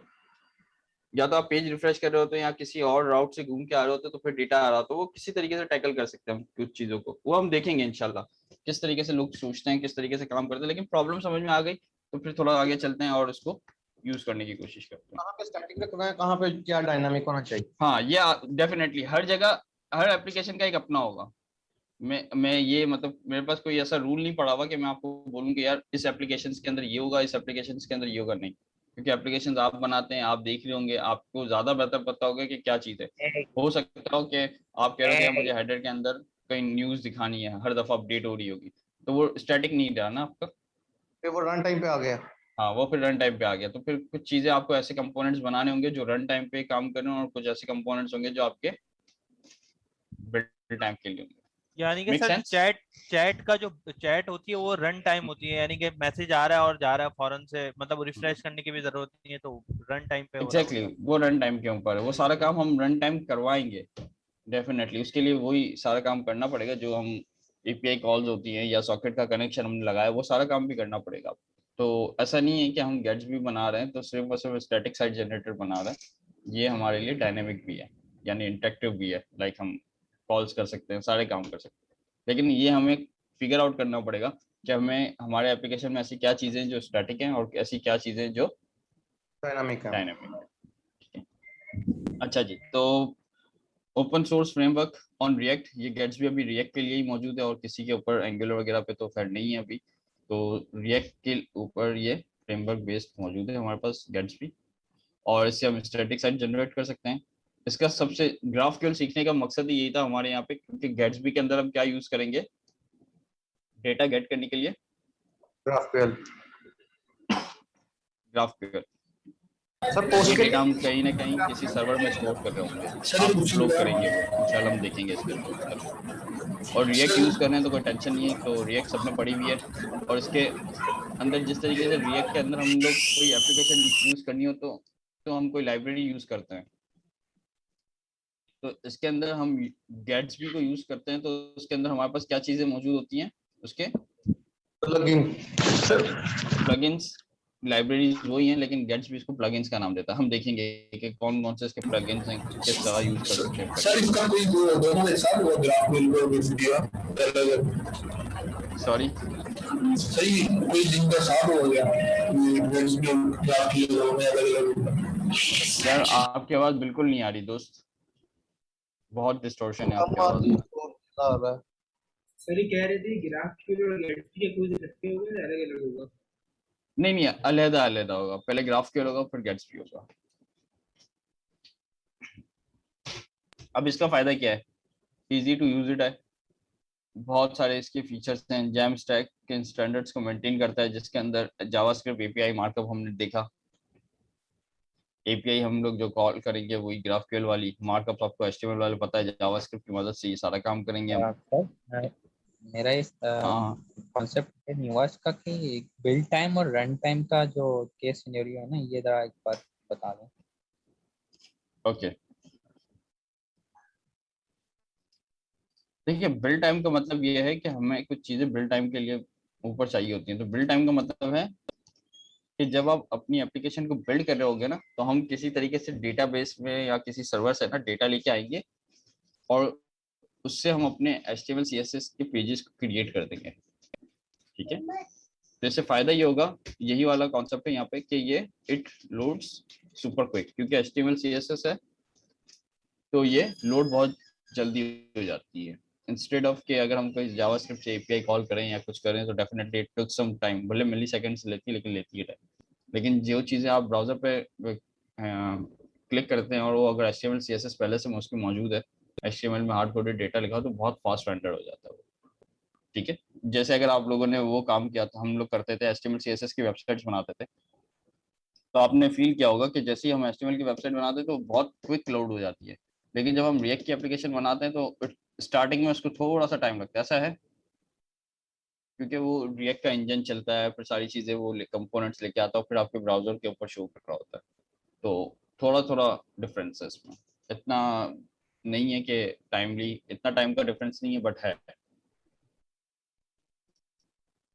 गेट्सबी हम GraphQL यूज करेंगे, जैसे मैंने अभी बताया है। तो सारा डेटा हम क्या करेंगे, किसी सर्वर पे मौजूद होगा, GraphQL की मदद से उस सर्वर से डेटा लेके आएंगे हम लोग और अपने स्टैटिक पेज जनरेट करेंगे। कैसे वो देखेंगे इंशाल्लाह, टेंशन नहीं है। रिएक्ट के टेम्पलेट्स यूज कर रहा है, ठीक है। हमारे पास गेट्सबी के काफी टेम्पलेट्स मौजूद हैं, मतलब 3-4 हैं टेम्पलेट्स, मैं आपको दिखाता हूँ अभी थोड़ी देर में। प्लगइन इकोसिस्टम में सारे काम के लिए, कुछ काम्स के लिए हमें प्लगइन्स चाहिए होते हैं, अगर जो स्पेसिफिक चाहिए तो हम यूज करेंगे। हाँ, समहाउ 100% नहीं कहूँगा मैं इसको, लेकिन ये वर्डप्रेस से बहुत ज़्यादा फास्ट है। क्यों फास्ट है वो अभी हम थोड़ी देर में डिस्कस करते हैं। Gatsby is a static site generator under the node GraphQL, और ये के साथ हम इसको यूज करेंगे। इसका प्राइमरी बेनिफिट है speed, security, developer experience. Security क्यों कह रहा है ये? Speed, security end developer experience. Speed इसीलिए ना कि अगर मैं अभी HTML रिएक्ट की एप्लीकेशंस बनाता हूँ तो उसके अंदर मुझे सारा काम डायनेमिक करना पड़ता है। यूजुअली हम यही कर रहे होते हैं API से डेटा। लेकिन अगर मैं कुछ स्टैटिक साइट वाला काम कर दूँ तो स्पीड भी बढ़ेगी और उसकी सिक्योरिटी भी, क्योंकि API कॉल्स ही नहीं जाएंगी, वहाँ पे कुछ नजर ही नहीं आएगा सामने वाले को क्या हो रहा है क्या नहीं हो रहा। पूरा उसको तो यही लगेगा ना HTML पूरी आ रही है। Am I right? Yes sir. ठीक है, डेवलपर एक्सपीरियंस अच्छा हो जाएगा। क्यों? क्योंकि आप लोग ऑलरेडी रिएक्ट के ऊपर डायनेमिक एप्लीकेशंस बना के आ चुके हैं। जब हम स्टैटिक यूज करेंगे, ये गेट्सबी यूज करेंगे तो है ही रिएक्ट के ऊपर, तो आपको कोई स्पेशल नई चीज नहीं सीखनी, आपको सिर्फ उसको यूज करना है। और जिस तरीके से इसकी कम्युनिटी भी बिल्ड होती जा रही है तो इसके प्लगइन्स भी अच्छे खासे मौजूद हैं। तो जो हम डेटा लेके आएंगे कहाँ पे सेव होगा, वो होगा वो जो डेटा होगा वो कंटेंटफुल है, ठीक है। वर्डप्रेस में क्या मसला, कोई बताएगा मुझे? और इसमें एक चीज यूज हुई है हेडलेस सीएमएस। वर्डप्रेस भी एक सीएमएस है, यही है, कंटेंट मैनेजमेंट सिस्टम। उसमें हम अपना कंटेंट डाल रहे होते हैं, वो हम लोग खुद मैनेज कर रहे होते हैं और वो आपको पब्लिकली किसी भी यूआई के ऊपर नजर आ रहा होता है, टेम्पलेट के ऊपर। ऐसा ही होता है जी सर। ये जो रिएक्ट की वेबसाइट हम बनाते हैं, कोई भी ऐप बनाते हैं सर, इसका जो अगर हमने सीएमएस बनाना हो तो खुद बनाना पड़ता है, अगर हम कोई कैसे एग्जैक्टली हमें खुद बनाना पड़ता है, बिल्कुल। सर वो मतलब पहले हमें कोडिंग करनी पड़ेगी बैकएंड पे सारी जाके, फिर उसको मतलब क्लाइंट है वो ड्रैग एंड ड्रॉप करेगा। यस सर काफी मुश्किल काम है। मुश्किल काम नहीं है, अब आसान हो जाएगा कंटेंटफुल आप जब देखेंगे। अब वर्डप्रेस में मसला क्या, मुझे कोई बताएगा? वर्डप्रेस में जो मैंने डेटा डाला हुआ है, क्या मैं उसको किसी अपनी रिएक्ट के एप्लीकेशन में यूज कर सकता हूँ? नहीं। No sir. क्यों? क्योंकि वो दोनों टाइटली कपल्ड है। वर्डप्रेस इटसेल्फ पीएचपी पे बना हुआ है और उसने अपना एक सीएमएस बनाया हुआ है जो डेटाबेस से कनेक्टेड है, और वो दोनों आपस में टाइटली कपल्ड है। अगर मैं वर्डप्रेस को निकाल दूं तो उसका डेटाबेस नहीं यूज कर सकता हूँ 100%। मैं मुझे पता है, मैंने यूज नहीं किया हुआ, लेकिन मुझे पता है हम यूज कर सकते हैं। उसके लिए कुछ चीजें हैं जो हम इम्प्लीमेंट करें तो हम उसकी एपीआई को यूज कर सकते हैं, लेकिन फिर भी वो दोनों आपस में टाइटली कपल्ड है, ठीक है। यहाँ पे आप देखेंगे तो आपके पास टाइटली कपल चीजें नहीं मौजूद। क्यों?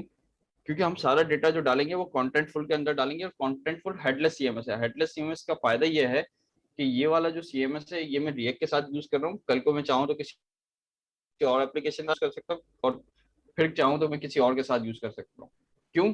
क्योंकि कंटेंटफुल तो एक स्टोरेज है आपकी ना जी। सर ये कंटेंटफुल तो हम वर्डप्रेस के प्लगइन के साथ यूज कर सकते हैं इस तरह?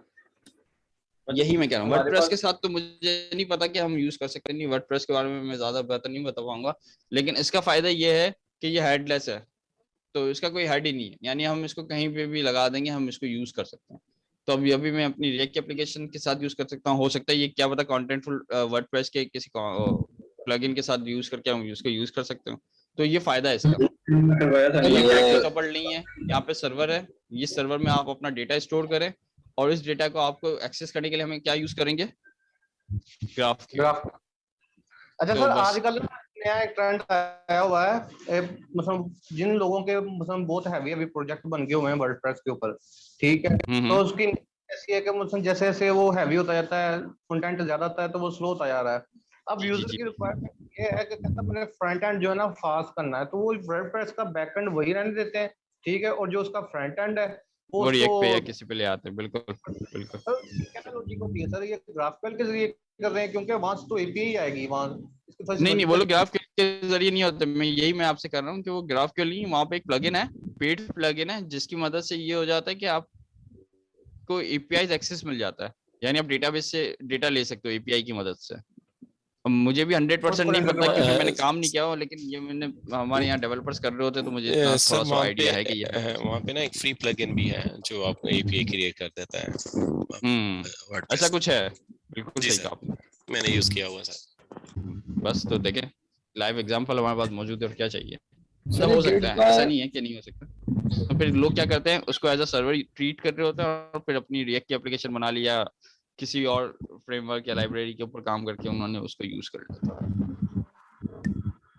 और फिर जब वो यूज करता है ना, तो उस वक्त हर चीज वो वही वाली बात है, अगर उन्होंने भी इसी तरीके से यूज कर दिया कि जैसे कंपनी का नाम और ये सारी चीजें जो डेटाबेस में ऑलरेडी सेव होती है, अगर उसने वो भी एपीआई से लेना स्टार्ट कर दिया तो उसकी एप्लीकेशन में कोई खास फर्क नहीं पड़ेगा, ठीक है।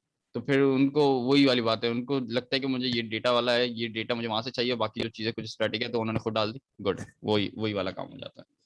तो कंटेंटफुल पे जब हम आएंगे तो मेरे ख्याल में अब हमारी बातें काफी हो गई, थोड़ा सा एक हेलो वर्ल्ड करना स्टार्ट करें।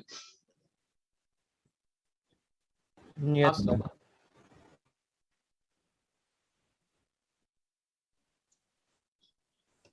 ठीक है, तो ये सर जिया के स्टेप्स ऑलरेडी मौजूद है मेरे पास, तो मैं इसी को यूज करूंगा, मैं आप लोगों के साथ शेयर जरूर कर देता हूँ। सर ये एक नेक्स्ट जेएस है, वो भी ये इसी तरह की कुछ चीज है? वो सर्वर साइड रेंडरिंग वगैरह के लिए यूज होता है। फॉर एग्जांपल सर, बड़े चर्चे सुने हैं सर Nest.js के हाँ बहुत ज्यादा यूज होता है, मैं दिखाता हूँ।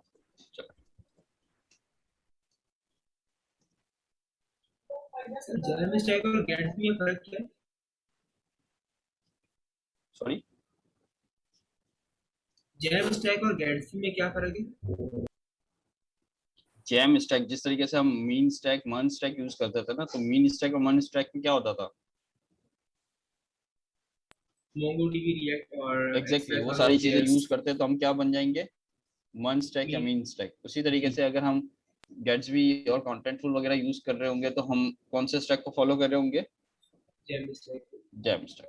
ठीक है, ये देखिए क्या लिखा हुआ है, the react framework for production. असल में ये करता क्या है, वही वाली बात है जिस तरीके से अभी हम डिस्कस कर रहे हैं कि जब मैं रिएक्ट की एप्लीकेशन को बना के कहीं पे डिप्लॉय करता हूँ तो क्या होता है, वही वाली बात है कि जैसे ही मैंने डिप्लॉय किया तो रिएक्ट का इंजन चलेगा, रिएक्ट का इंजन चलने के बाद वो देखेगा कि ये कंपोनेंट ये कंपोनेंट ये कंपोनेंट है तो हमें यूज करना है। जबकि ये नेक्स्ट जेएस से फायदा क्या है, ये सर्वर साइड है। ये क्या करता है, जब वो पेज को लेके आता है ना तो वो एज HTML CSS जावास्क्रिप्ट लेके आ रहा होता है, वो रिएक्ट समझ के लेके नहीं आ रहा होता। तो इससे फायदा ये हो जाता है कि जो वो रिएक्ट का एक प्रोसेस का टाइम है ना वो आपका बच जाता है, और सारा डेटा आपका ये सर्वर है। तो मोस्टली काम आप ये कर सकते हैं कि API कॉल की बजाय हम सर्वर से भी डेटा रेंडर करवा सकते हैं डायरेक्टली। ठीक है, ये कुछ और चीज है। मतलब ये कि जब हम बिल्ड बनाते हैं रिएक्ट का, हाँ हाँ, रिएक्ट का बिल्ड बनाते हैं वो सारा डाटा HTML और CSS में कर देता है जो कि ब्राउजर समझते हैं। लेकिन ये गेट्सबी वाला काम नहीं है, ये है सर्वर। ये एक्चुअली सर्व करेंगे तो सर्वर जब चलेगा तो वो आपको, जैसे आप गए कॉन्टेक्ट के पेज पे तो कॉन्टेक्ट के पेज पे नेक्स्ट जिसने सर्वर से रेंडरिंग, सर्वर साइड से रेंडरिंग होगी, और सर्वर साइड से जब रेंडरिंग होगी सारी की सारी तो वो HTML CSS बनी हुई आ रही होगी। हाँ वो वैसे ही होगा कि डेटा आप कॉल कर रहे होंगे सारी चीजें, लेकिन स्टैटिक साइट जनरेटर में क्या होगा कि वो 100% आपको पेजेस बना के देगा। यहाँ पे आपको 100% पेजेस नहीं मिलता है, यहाँ पे वो सर्वर से बिल्ड करके उसी रन टाइम पे बिल्ड करके सारी चीजें दे रहा होता है। अच्छा है, बहुत अच्छा ही है। मतलब नॉर्मल जो हम HTML CSS पे काम करते हैं तो रिएक्ट पे काम करते हैं, ये फास्ट है, सर्वर साइड रेंडरिंग बहुत फास्ट है, प्रोडक्शन के लिए लोग ज्यादा तो यूज करते हैं। और ये गेट्सबी वाला काम Sanity.io भी तो करता है।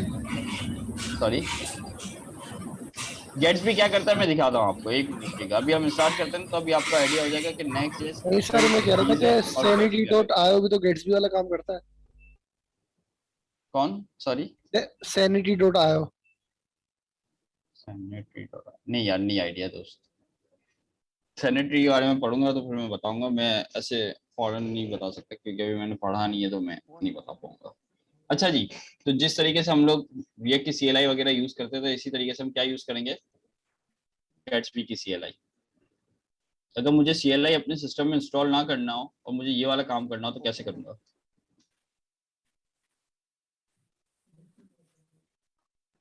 बता कर लेंगे, क्लोन कर लेंगे। ठीक है, हाँ एक तरीका क्लोन है, और कोई तरीका है? कॉपी कर लें तो जाके NPX कोड यही पढ़ा है किसी ने? यस सर, NPX से भी हो जाएगा ये। NPX से हो जाएगा ना?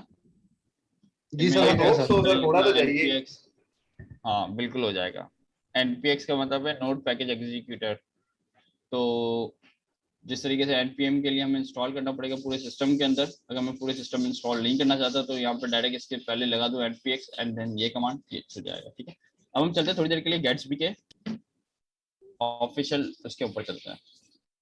जब हम NPX गेट्सबी करेंगे तो उसके लिए भी हमें रिएक्ट तो इंस्टॉल नहीं ना करें, रिएक्ट का बॉयलरप्लेट तो बनाना पड़ेगा। रिएक्ट करने की जरूरत ही नहीं है, गेट्सबी आप करेंगे तो वो सारी चीजें खुद ही ले आएगा, आपको टेंशन लेने की जरूरत ही नहीं है।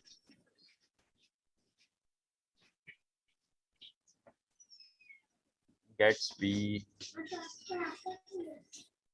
JS, ठीक है, ये इसका URL है गेट्सबी की ऑफिशियल वेबसाइट का।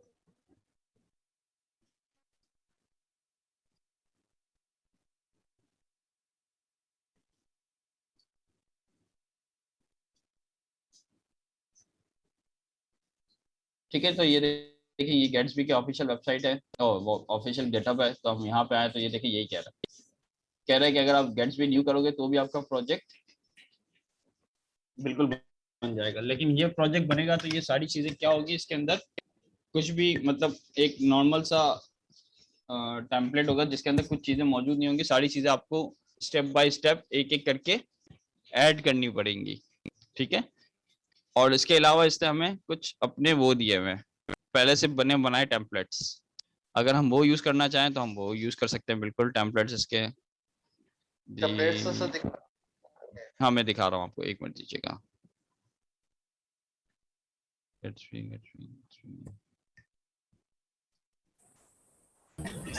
यूज करके अगर समझे गए इसको यूज करके हम कम से कम कोडिंग करेंगे और हमारे को आउटपुट मिलेगा।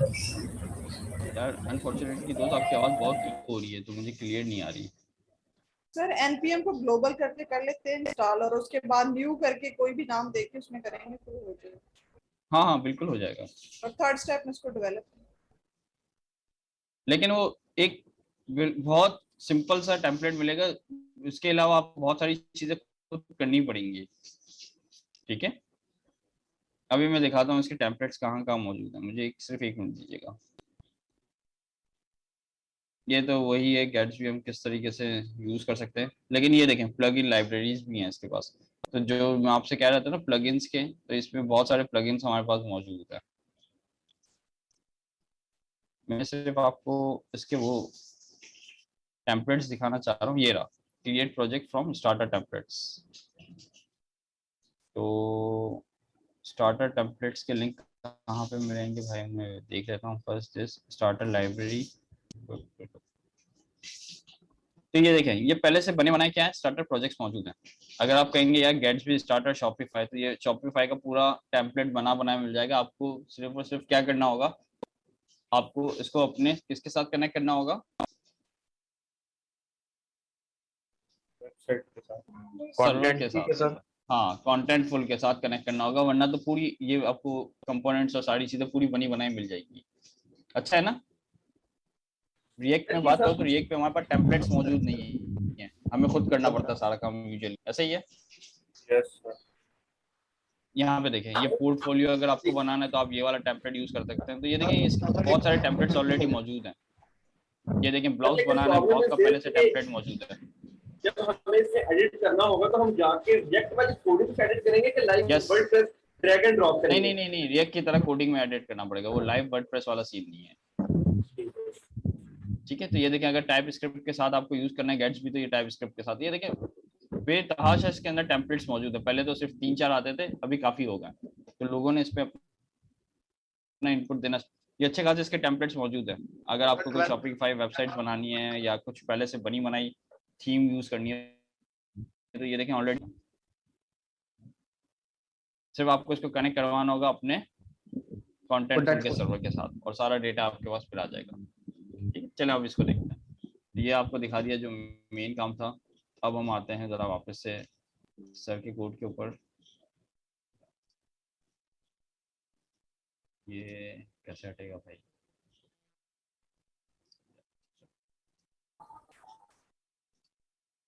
ये सर का ही कोड खुला हुआ है, ठीक है।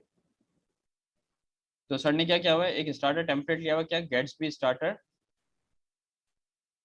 मिनिमल, और इसको हमने उस प्रोजेक्ट और npm इंस्टॉल गैट्सबी करना है और व्हाटएवर गैट्सबी रेसिपी और सारी चीजें चले आए करके देखते हैं। ये मैंने वही वाला पूरा प्रोजेक्ट क्लोन कर दिया है। इसकी जरूरत है, ये जो मैंने लिखा है इतना सब कुछ मुझे नहीं पता कि जरूरत है नहीं है, फिर भी मैं चेक में दे देता हूँ। No sir.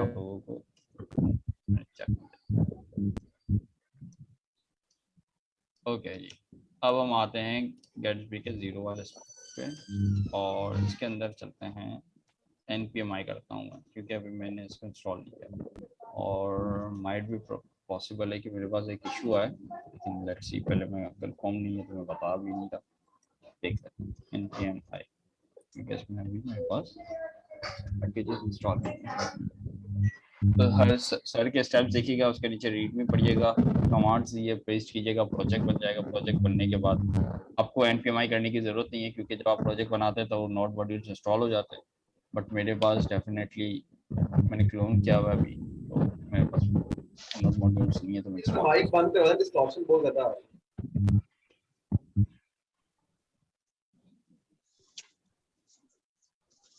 है। ठीक है, हम यूज करेंगे npm स्टार्ट। npm जब स्टार्ट होगा तो क्या चलेगा, गेट्स बी डेवलप। और जब अगर मुझे वही वाली बात है, जब मैंने अपना सारा काम कर लूँ और फिर मैं क्या करूंगा, एप्लीकेशन जिस तरीके से हम रिएक्ट के अंदर करते थे npm बिल्ड, तो इसमें भी करेंगे npm बिल्ड। तो ये क्या करेगा वो हम देखते हैं थोड़ी देर में, ठीक है। आते सर हैं गेट्सबी बिल्ट उसकी कमांड को रन करेंगे तो जो भी हमने डाटा बनाया होगा वो हमारा कॉन्टेंटफुल के ऊपर चला जाएगा। चला नहीं जाएगा, कॉन्टेंटफुल से डेटा आता है, यहाँ से जाएगा नहीं। अच्छा, वहां से आ मैं सकता दिखाता है। हूँ, मैं कर, हाँ ठीक वहां सर। से आएगा, यहाँ से डेफिनेटली। लेकिन फिर वही आपको फॉर्म्स बनाने पड़ेंगे। लेकिन सबसे अच्छा तरीका तो यही है ना, जैसे वर्डप्रेस के अंदर होता है, आपके पास डेटा ऐड करने का एक एडमिनिस्ट्रेटिव टूल्स अलग दिया हुआ होता है, पता है ना, जहाँ से हम डेटा अपना ऐड कर रहे होते हैं। जी सर। वही वर्डप्रेस की जो आप बात कर रहे थे कि इसमें एडमिनिस्ट्रेटिव वो दिया हुआ होता है ना, यूआई। जी सर। इसमें हमारे पास कॉन्टेंटफुल मौजूद है। आपको किसी को कुछ देने की जरूरत नहीं, आप कॉन्टेंटफुल का एक्सेस दो, उसको बोलो डेटा डालो, वो डेटा डाल रहा होगा और आपकी वेबसाइट अपडेट हो जाएगी। मैं बताता हूँ किस तरीके से, देखते हैं थोड़ी देर चल जाए, बल्कि जब तक कॉन्टेंटफुल खोल लेता हूँ। क्या ख्याल है, थोड़ा सा अच्छा हो जाएगा। क्या ख्याल है सर? तो दोस्त आप लोग सारे कॉन्टेंटफुल के ऊपर क्या बनाएंगे, अपना अकाउंट बनाएंगे। अच्छा, मेरा अकाउंट शायद मौजूद भी है या नहीं मुझे भी नहीं पता। सर इसकी बुक नहीं है फिर? मेरा है तो सही मौजूद।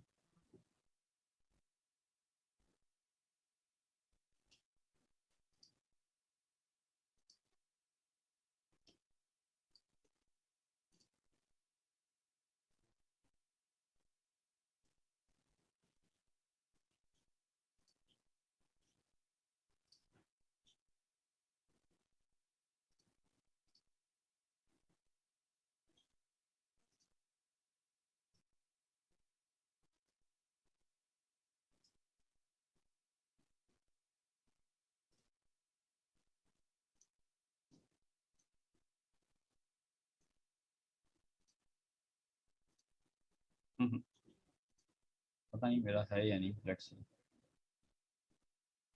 ये कह रहा है, लेकिन मेरे पास ऑलरेडी था, उसमें कुछ डेटा भी था, मैं चाह रहा था डेटा वाला ही दिखा दूं। खैर चले, आप लोग लॉगिन तो करें इसको अपने पास, मैं जब तक कोशिश करता हूँ मेरे पास भी देखने की।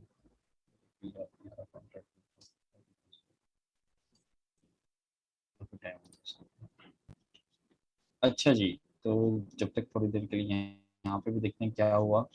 पैकेज हो गया, ये हो गया, ठीक है। हम करते हैं स्टार्ट, पहले एक दफ़ा एनपीएम स्टार्ट करके देखते हैं हमारे सामने आता क्या है। आगे बढ़ेंगे हम लोग यूज़ करेंगे फ्री कम्युनिटी वर्जन, ठीक है। सर ये गेट्सबी में कुछ टीम्स वगैरह पेड है कि टोटली ओपन सोर्स से फ्री है? नहीं कुछ पेड भी होंगे, 100% वो नहीं होगा free.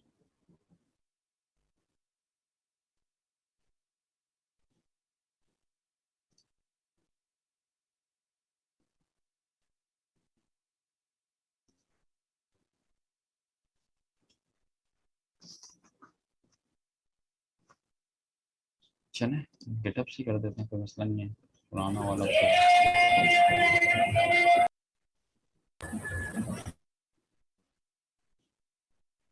Your account is locked, इसका क्या मतलब है? मेरा अकाउंट क्यों लॉक होगा, वही कह रहा हूँ मुझे कोई प्रॉब्लम आप यूज नहीं करते हो। सॉरी, शायद 2-3 दफा ट्राई किया है सर अभी, इस वजह से शायद। हाँ हो सकता है, ठीक है चल बाद में देखते हैं, कोई मसला नहीं। पैना क्लाउड, ठीक है। अब ये कहाँ से आया मैं दिखा देता हूँ जल्दी से आपको, ये रहा। अब ये इन्होंने सर ने टीएस में बनाया हुआ है, तो आप इसको क्या करते हैं, चेंज करके जेएस भी कर देते, तो कोई मसला नहीं है, ठीक है। ये चल गया फ्रॉम जेएस, ये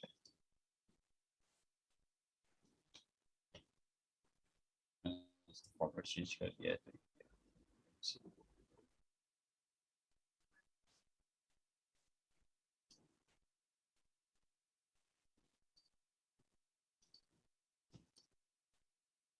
ठीक है। तो हम लोग जावास्क्रिप्ट में काम करेंगे तो हम इसको जेएस में देखेंगे। तो ये क्या हो गया, हेलो वर्ल्ड फ्रॉम जेएस। तो ये देखें सिंपल सा है, सोर्स के अंदर क्या चीज मौजूद है, पेजेस। अगर मैं इसके अंदर एक और नया पेज बना दूं, let's say about us, about, और एक और पेज बना देता हूँ, कौन सा भाई पेज के अंदर, ये इसका वो ही है, स्ट्रक्चर ऐसा ही है, ठीक है। हम पेजेस के अंदर अपने पेजेस बनाएंगे जो बनाने होंगे। मैं एक और पेज बनाता हूँ इसके अंदर जिसका नाम क्या देते हैं, contact.js। स्ट्रक्चर है इसका, इनबिल्ट स्ट्रक्चर है ना ये पेज। ये बिल्कुल बिल्कुल ये जैसे ये क्या मोरलेस ऐसा ही है, ठीक है, कोई नई चीज नहीं है तो हमें राउटिंग करवानी पड़ती है, यहाँ राउटिंग करने की जरूरत ही नहीं है। यहाँ पे जो भी आप चीजें पेज में डालेंगे वो ऑटोमेटिक क्या कर देगा, इसको राउट कंसीडर करता है। अच्छी चीज है, राउटिंग की जरूरत नहीं है यहाँ पे अभी। अच्छा जी, तो कॉन्टैक्ट और हो गया अबाउट। तो लेट्स से बना देते हैं इसको डिव करके, इसको क्या देते हैं, पूरा रिमूव करता हूँ और कहता हूँ अबाउट अस। और कॉन्टैक्ट में चल के हम इसको पूरा रिमूव करके कहेंगे कौन सा,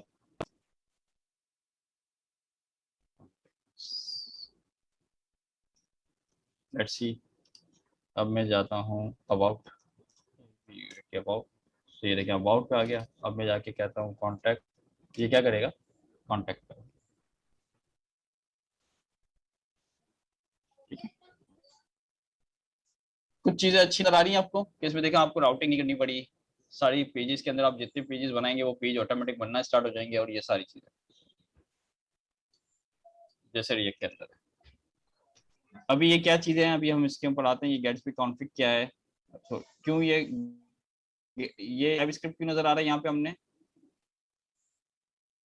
क्योंकि हमने अपनी क्या हुआ है एज अ टाइपस्क्रिप्ट यूज किया हुआ है। तो अब अगर आप टाइपस्क्रिप्ट यूज नहीं करेंगे तो आपको इनिशियल जो ये होगा ये एम्प्टी होगा, ठीक है।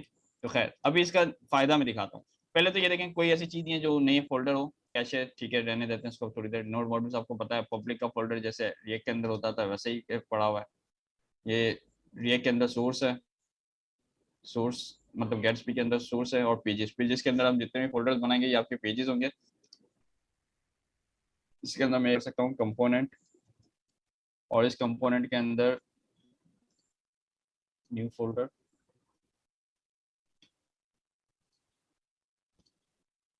सोर्स के अंदर न्यू फोल्डर, न्यू फोल्डर के अंदर मैं क्या देता हूँ कंपोनेंट, ठीक है जी।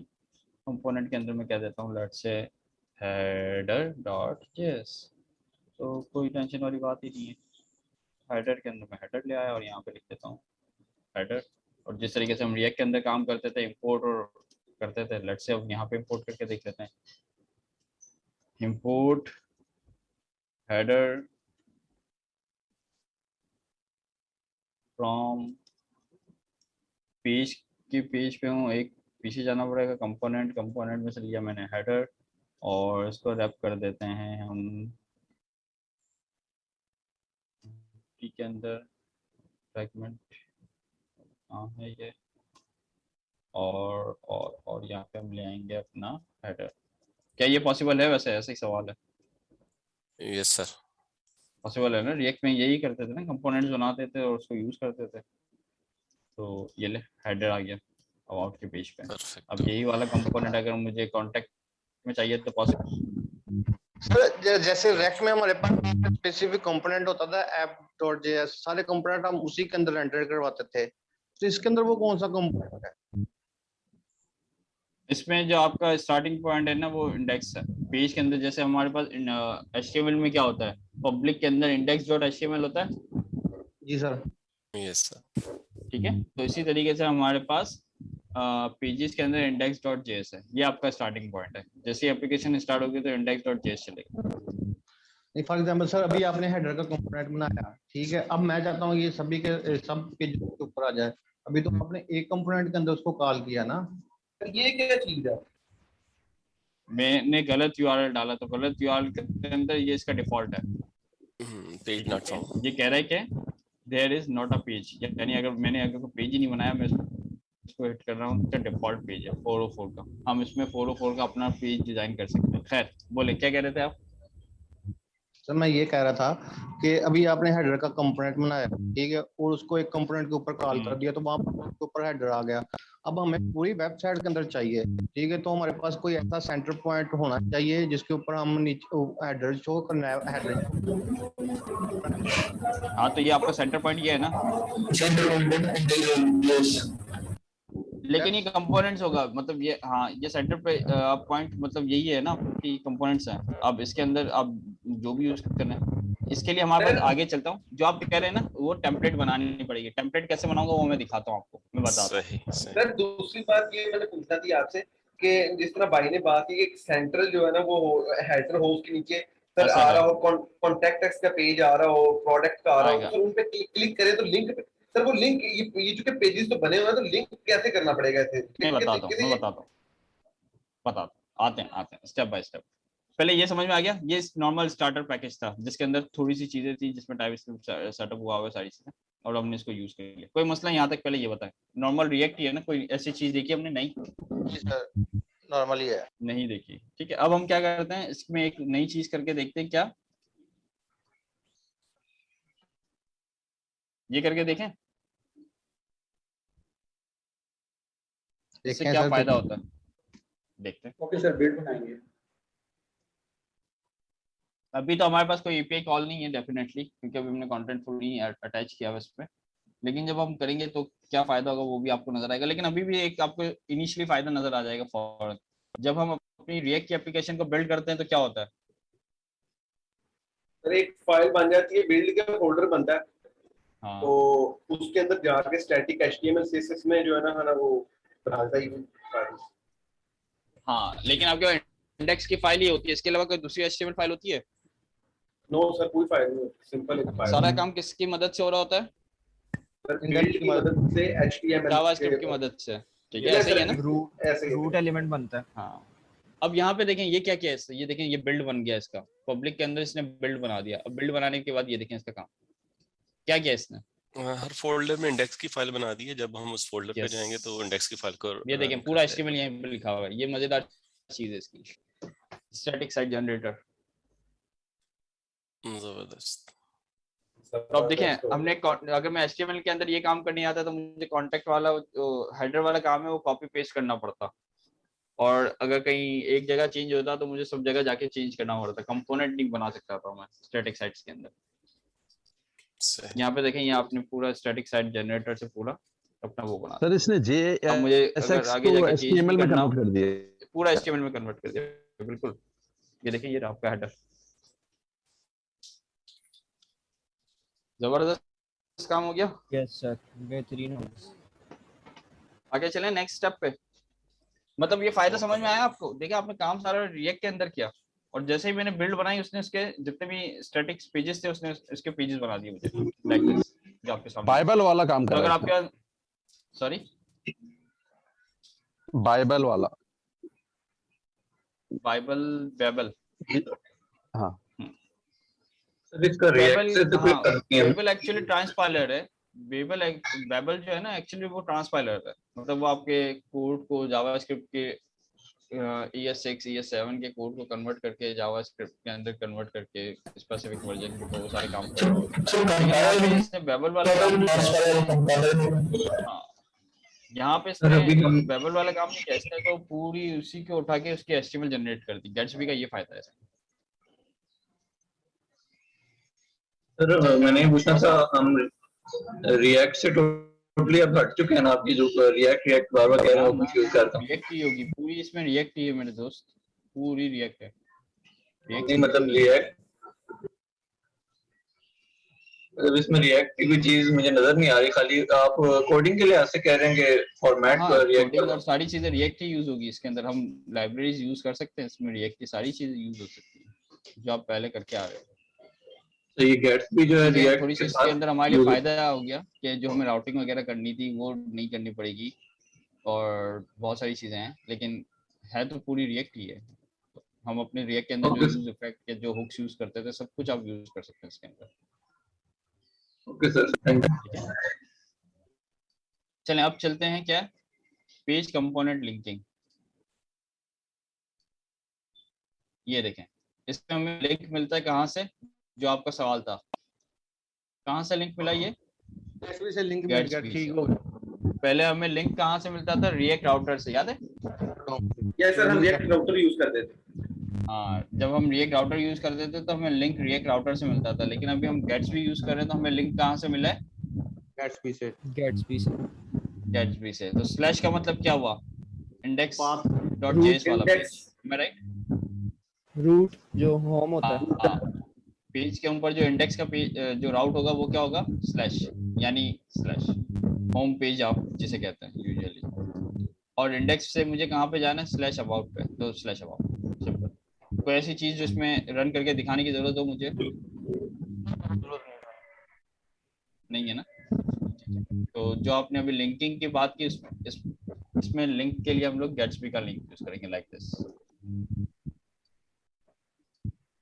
सब कंपोनेंट्स ये अभी हमने ये करके देख चुके हैं हम ऑलरेडी, ठीक है। यहाँ पे इन्होंने हेडर यूज किया सर, हमें टाइप स्क्रिप्ट का आना कितना जरूरी है? सॉरी, टाइप स्क्रिप्ट का आना हमें कितना जरूरी है? नहीं, बिल्कुल इतना खास जरूरी नहीं है, लेकिन डिपेंड करता है क्लाइंट की रिक्वायरमेंट में। आपको जावास्क्रिप्ट अच्छी है तो आपके लिए टाइप स्क्रिप्ट मसला नहीं करेगी इतनी। लेकिन सर क्लाइंट की भी समझ नहीं लगती, किसी वक्त कुछ भी डिमांड कर देता है, वो क्या करे इसका? क्लाइंट तो कोई भी हो सकता है ना, मसला यही है ना, क्लाइंट एक नहीं होता, यही तो सबसे बड़ा प्रॉब्लम है। क्लाइंट आपके पास मल्टीपल और हर लेवल के अलग अलग होते हैं। तो जो अच्छा क्लाइंट है वो दूसरी चीजें रिक्वायर करेगा, कोई एक क्लाइंट आएगा जिसको कुछ भी नहीं पता, आप कुछ भी बोल दो उसको, वो कहेगा हाँ ठीक है बना दो, ऐसा भी क्लाइंट आता है। तो चलें आगे चलते हैं। ये देखिए यहाँ पे एक चीज यूज हुई है, क्या यूज हो रहा है? क्या लिखा हुआ है स्टेप नंबर 3 के ऊपर? लेआउट। ये क्या मतलब, इसका लेआउट का क्या मतलब, अगर आपको पढ़ने से समझ में आए कुछ? सर जो भी आप लोगों के सवाल भी थे शायद कि हम लुक एंड फील जो है उसकी सर। हाँ, जिस तरीके से आप कह रहे थे ना कि यार अभी तो पूरी एप्लीकेशन के अंदर हेडर नजर आए मुझे, सेंट्रल हेडर सर। हाँ, तो ये देखें, ये हमने एक लेआउट बनाया अपनी एप्लीकेशन का, कि लेट से जो भी लेआउट बनाया। अब इस लेआउट पे देखें हमने क्या काम किया हुआ है। इस लेआउट में मैंने टाइटल दे दिया और यहाँ पे एक अबाउट लिंक दे दिया, यानी हेडर बना दिया आपके। तो यहाँ पे नेविगेशन बार आप और भी बना सकते हैं, कुछ और भी देते हैं। तब क्या पूरी एप्लीकेशन के अंदर ये वाला लेआउट हमेशा सेम रहेगा। बिल्कुल सही कहा आपने। तो ये वाला जो हेडर का कंपोनेंट अगर वो मैं डायरेक्ट लेआउट के अंदर यूज कर लूं तो क्या पॉसिबल है? जी सर, बिल्कुल पॉसिबल है। और जिस तरीके से हम चिल्ड्रन यूज करते हैं, तो ये हमने चिल्ड्रन, अच्छा ये बताएं, आपको ये पता है ये चिल्ड्रन क्या है? ये कभी यूज किया हमने रिएक्ट के अंदर?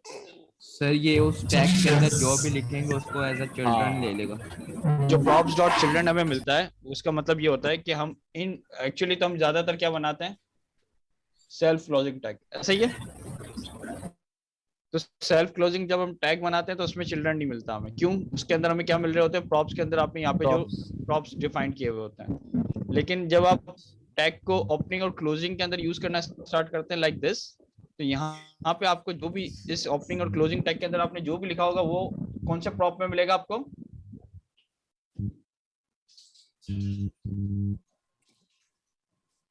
चिल्ड्रन में सर, चिल्ड्रन के अंदर props.children के अंदर आपको ये सारा डेटा मिल रहा होगा, ठीक है? सही, पता है ना सबको? दोबारा बताइएगा चिल्ड्रन वाला। अच्छा नहीं पता, चले मैं बता देता हूँ। बल्कि हम लोग कहाँ पे खड़े हुए थे? स्टेप 0 पे खड़ा ना। मैं स्टेप 0 को रन कर लेता हूँ फिर थोड़ी देर के लिए, ताकि हम स्टेप 0 पे क्लियर कर लेते हैं सारी चीज़ों। हम कोई भी ले लेते हैं, लेट्स से ये ले लेते, बल्कि हेडर है ना हमारे पास, कहाँ गया हेडर? ये रहा।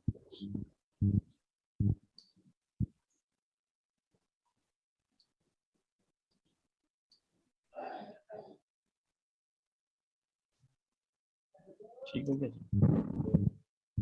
हम अगर हेडर लिख दिया और यहाँ पे हम सपोज करते हैं हमें क्या मिलेगा? चिल्ड्रन। और हम कहते हैं कि if we have a children, children.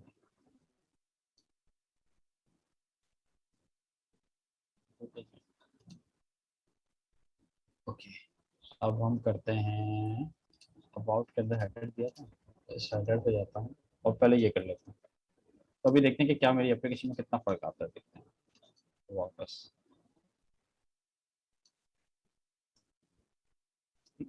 ये देखिए हेडर ही चल रहा है क्योंकि ये सेल्फ क्लोजिंग टैग है और इसके अंदर मैंने कुछ भी नहीं दिया हुआ, तो ये है। अब मैं इसको ओपनिंग और क्लोजिंग टैग करता हूँ, ओपनिंग और ये मेरा क्लोजिंग टैग, ठीक है जी।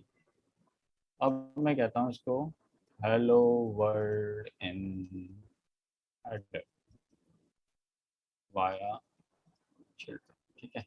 लेट्स सेव क्या होता है, ये देखें क्या हुआ। सर वो चिल्ड्रन वाला जो कंपोनेंट, चिल्ड्रन वाला यानी अगर आप चाहें डायनेमिक अपना कुछ भी डेटा देना इस कंपोनेंट को विदाउट प्रॉप्स के अंदर एक एक चीजें पास करके, तो आप इस तरीके से भी दे सकते हैं। तो इसमें जो भी चीजें आ रही होंगी यहाँ पे पैराग्राफ, हेडिंग या व्हाटएवर जो भी आप दे दें, तो वो एज अ चिल्ड्रन इसको ट्रीट कर रहा होगा। तो आप चिल्ड्रन में देखेंगे तो यहाँ पे पूरी इसकी HTML मिलेगी जो आप यहाँ पे लिख रहे होंगे। ये जो हम ऑब्जेक्ट वाली ब्रैकेट लगा के चिल्ड्रन को प्रॉप्स के जरिए मंगवा रहे होते हैं, वो कहने बताइएगा वो क्या होता है? ये स्प्रेड ऑपरेटर यूज किया हुआ है ना मैंने, ओह सॉरी डीकंस्ट्रक्ट किया हुआ है ना इसको, सॉरी डीकंस्ट्रक्शन की हुई इसकी ऑब्जेक्ट की। वरना तो यहाँ पे मुझे क्या मिलेगा, प्रॉप्स, तो मुझे करना पड़ेगा प्रॉप्स डॉट चिल्ड्रन और यहाँ पे आके कर, ये क्या हुआ, ये किसी को पता है ये मैंने क्या किया हुआ? सर शॉर्ट सर्किटिंग, पहले वो तो चेक क्या हुआ? किया अगर चिल्ड्रन एग्जिस्ट हाँ। करता तो उसको रेंडर करो। एग्जैक्टली मैंने ये चेक किया हुआ है पहले कि आप चिल्ड्रन एग्जिस्ट करता है, एग्जिस्ट करेगा तो कोई ना कोई वैल्यू आएगी, कोई ना कोई वैल्यू आएगी तो इसका मतलब क्या है, ये ट्रू है, और जब ट्रू होगा तो ये इसको प्रिंट करेगा। और अगर जब एग्जिस्ट नहीं करेगा तो ये अनडिफाइंड या नल आएगा। वैसे तो अनडिफाइंड आएगा यूजुअली, लेकिन ऐसे ही एक बात कर रहा हूँ, अगर नल या अनडिफाइंड वैल्यूज होगी तो ये वाला कोड ब्लॉक देखेगा फॉल्स है, तो फॉल्स होगा तो ये इसके ऊपर कभी भी चेक नहीं करेगा, मतलब आगे जाएगा ही नहीं, ठीक है। या तो एक और तरीका है, लोग ज्यादातर ये भी यूज करते हैं, if children then do this else React fragment.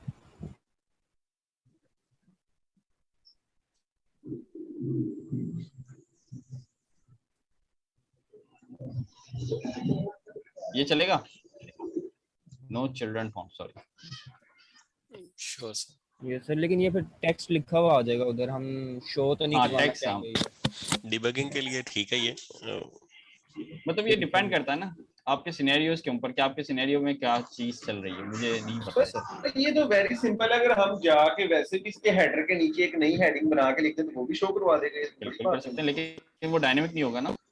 इससे ये होगा कि हम यूनिक कर सकते हैं ना हर ये पेज डायनेमिक हेडर है के ना, साथ आप टेक्स्ट हम कुछ कोई भी भी यूज करना चाहते हैं। इन बिटवीन जो भी चिल्ड्रन आए आप दे दें, इसके अंदर क्या मसला है?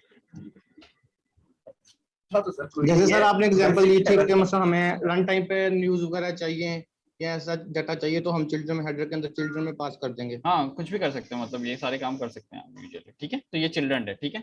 तो वहाँ पे जो चिल्ड्रन का कॉन्सेप्ट था वो यही था। अच्छा यहाँ पे आपने रिकंस्ट्रक्शन की बात की थी कि ये क्या था, तो ये देख लें।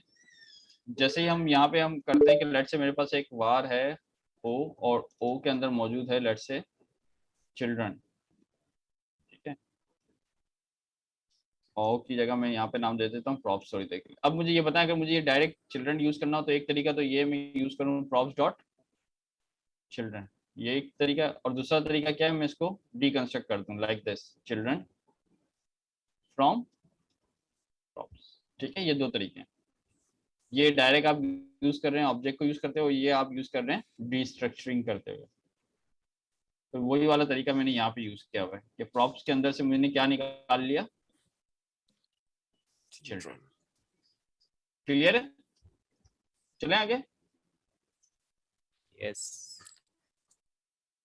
ठीक हो गया। तो ये लेआउट वाला कॉन्सेप्ट समझ में आया। हम पहले अपनी एप्लीकेशन का एक लेआउट बना लेते हैं और फिर वो वाला लेआउट हम दे देंगे इंडेक्स के अंदर, और इंडेक्स के अंदर आप जो डेटा देना चाहें आप देते रहें। और ये लेआउट आप हर पूरी एप्लीकेशन में यूज कर सकते हैं, अबाउट में भी यूज कर सकते हैं लाइक दिस। इसमें तो इन्होंने यूज नहीं किया हुआ या मैंने कुछ रिमूव कर दिया, मैंने रिमूव किया हुआ लाइक दिस। ठीक हो गया। तो अब ये क्या है, आपने लेआउट के अंदर हेडर डाल दिया, तो आप चाहते हो कि आपकी पूरी एप्लीकेशन के अंदर हेडर शो हो, तो आपने एक लेआउट के अंदर हेडर डाल दिया और वो लेआउट आप पूरी एप्लीकेशन के अंदर यूज करो। चलें जी, यहाँ तक कोई सवाल? अभी पहला सवाल नहीं। आज मैं सोचता हूँ कि खाली आज स्टेप नंबर 4 तक करते हैं, बाकी फिर मैं चाहूंगा कि आप प्रैक्टिस करें 4 और 5 करते हैं क्योंकि दोनों आपस में लिंक्ड है, स्टाइलिंग से रिलेटेड है। ये ग्लोबल सीएसएस है और ये स्कोप सीएसएस। स्कोप सीएसएस का मतलब आपके केस में कंपोनेंट सीएसएस। सर मैं बीच में डिस्कनेक्ट हो Component गया, based ये बताइएगा CSS और- TSX क्या होता है? सॉरी, मैं डिस्कनेक्ट हो गया था, ये TSX क्या होता है? टीएस जो होता है वो टाइप स्क्रिप्ट होता है। हम लोग ये जावा स्क्रिप्ट में ही करेंगे, आप लोग इसको जावा स्क्रिप्ट में कीजिएगा, ठीक है? या तो मैं काम करूंगा कि इसको कन्वर्ट कर दूंगा जावा स्क्रिप्ट में आप लोगों के लिए, लेकिन यहाँ पे कोई ऐसी चीज अभी है नहीं कि जो टाइप स्क्रिप्ट ज्यादा फॉलो की जाएगी। आप इसको पूरा जावा स्क्रिप्ट से कर सकते हैं। जी,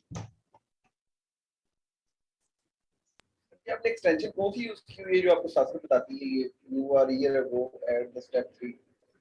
मुझे कुछ बता रहा है, ये किसकी बात कर रहे हैं बताएं? सर मैं पूछ रहा हूँ आपने एक्सटेंशन कौन सी यूज की हुई है ना? हाँ, मतलब क्या, मतलब किस काम के लिए एक्सटेंशन? सर इसकी बीएस कोड की सर। मैंने कोई, मुझे थोड़े दिन पहले भी किसी ने सवाल किया था। ये देखिए मैंने कौन सी यूज की हुई है भाई। डॉकर है, गिटलैंस है, जुपिटर है, लैंग्वेज सपोर्ट जावा की है, मैवन अरे ये है, जो गिटहब का दिखा रहा है, यार मैंने मतलब एज सच मैंने कोई यूज ही नहीं की। देखें आप किसकी बात करें, ये वाले इसकी बात करता है यू आर हियर गो गो, ये इसकी बात करते हैं? Yes sir, yes sir. ये गिटलैंस बताता है। हाँ, अगर आप इसकी बात पूछ रहे हैं तो ये तो गिटलैंस बताता है। आपको इंस्टॉल करना पड़ेगा क्या, एक एड ऑन गिटलैंस। कहाँ गया भाई? सर आपने जावा पे काम किया हुआ है? यार नहीं, मैंने जावा पे नहीं किया हुआ, लेकिन जब हम हाइब्रिड एप्लीकेशन यूज करते हैं तो वो उसके लिए जावा और इस टाइप की चीजें चाहिए होती हैं, तो फिर इसलिए डाला हुआ है। मतलब प्योरली मैंने जावा पे काम नहीं किया हुआ, मैंने हाइब्रिड एप्लीकेशंस पे काम किया हुआ है, लाइक रिएक्ट नेटिव हो गया, आयोनिक हो गया, फ्लटर पे अभी स्टार्ट किया हुआ है, तो चल रही है कुछ चीजें ऐसी। तो खैर सर आपने रिएक्ट नेटिव पे काम किया है सर? हाँ, रिएक्ट नेटिव पे काम किया हुआ है। सर ये मैंने एक्सपेंस ट्रैकर बनाया था रिएक्ट नेटिव को यूज करते हुए। सर ये स्टोर लोकल स्टोरेज है रिएक्ट नेटिव में, कोई मोबाइल के अंदर हम डेटा स्टोर कर लें? बिल्कुल, स्टोरेज करें बाद में, आप मुझे वापस मैसेज कर दीजिएगा प्राइवेट में, तो डिस्कस कर लेंगे, ठीक है? चलो सर, सही है। चलो आगे चलते हैं थोड़ा सा, और ये हो गया, ये हो गया। अब हम आते हैं CSS के ऊपर। जिस तरीके से हमारे पास index.css मौजूद होती थी किसके अंदर, रिएक्ट के अंदर मौजूद होती थी ना, वो ग्लोबल CSS होती थी हमारे पास। Yes sir. और कंपोनेंट CSS अलग यूज करते थे हम, ऐसा ही था रिएक्ट के अंदर? Yes sir, module.css। ठीक है। इसके अंदर फिर हमें एक काम करना पड़ता है, इसके अंदर हमें एक बनाना पड़ता है gatsby-browser.js। क्या बनाना पड़ता है? फाइल बनानी पड़ती है रूट के ऊपर जिसका नाम होना चाहिए gatsby-browser.js।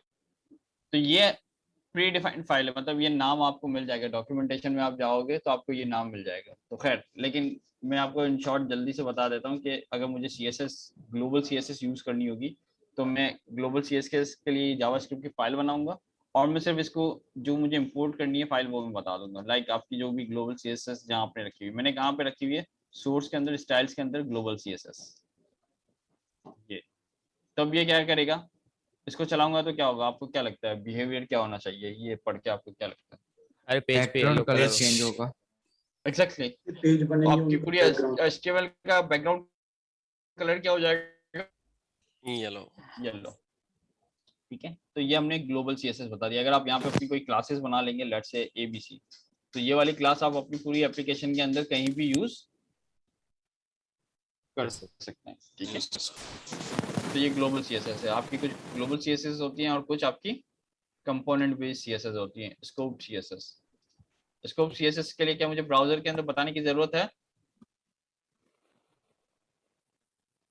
यस सर, तेरी वो नहीं, Gatsby browser.js के अंदर मुझे सिर्फ और सिर्फ कौन सी CSS बतानी पड़ती है? ग्लोबल।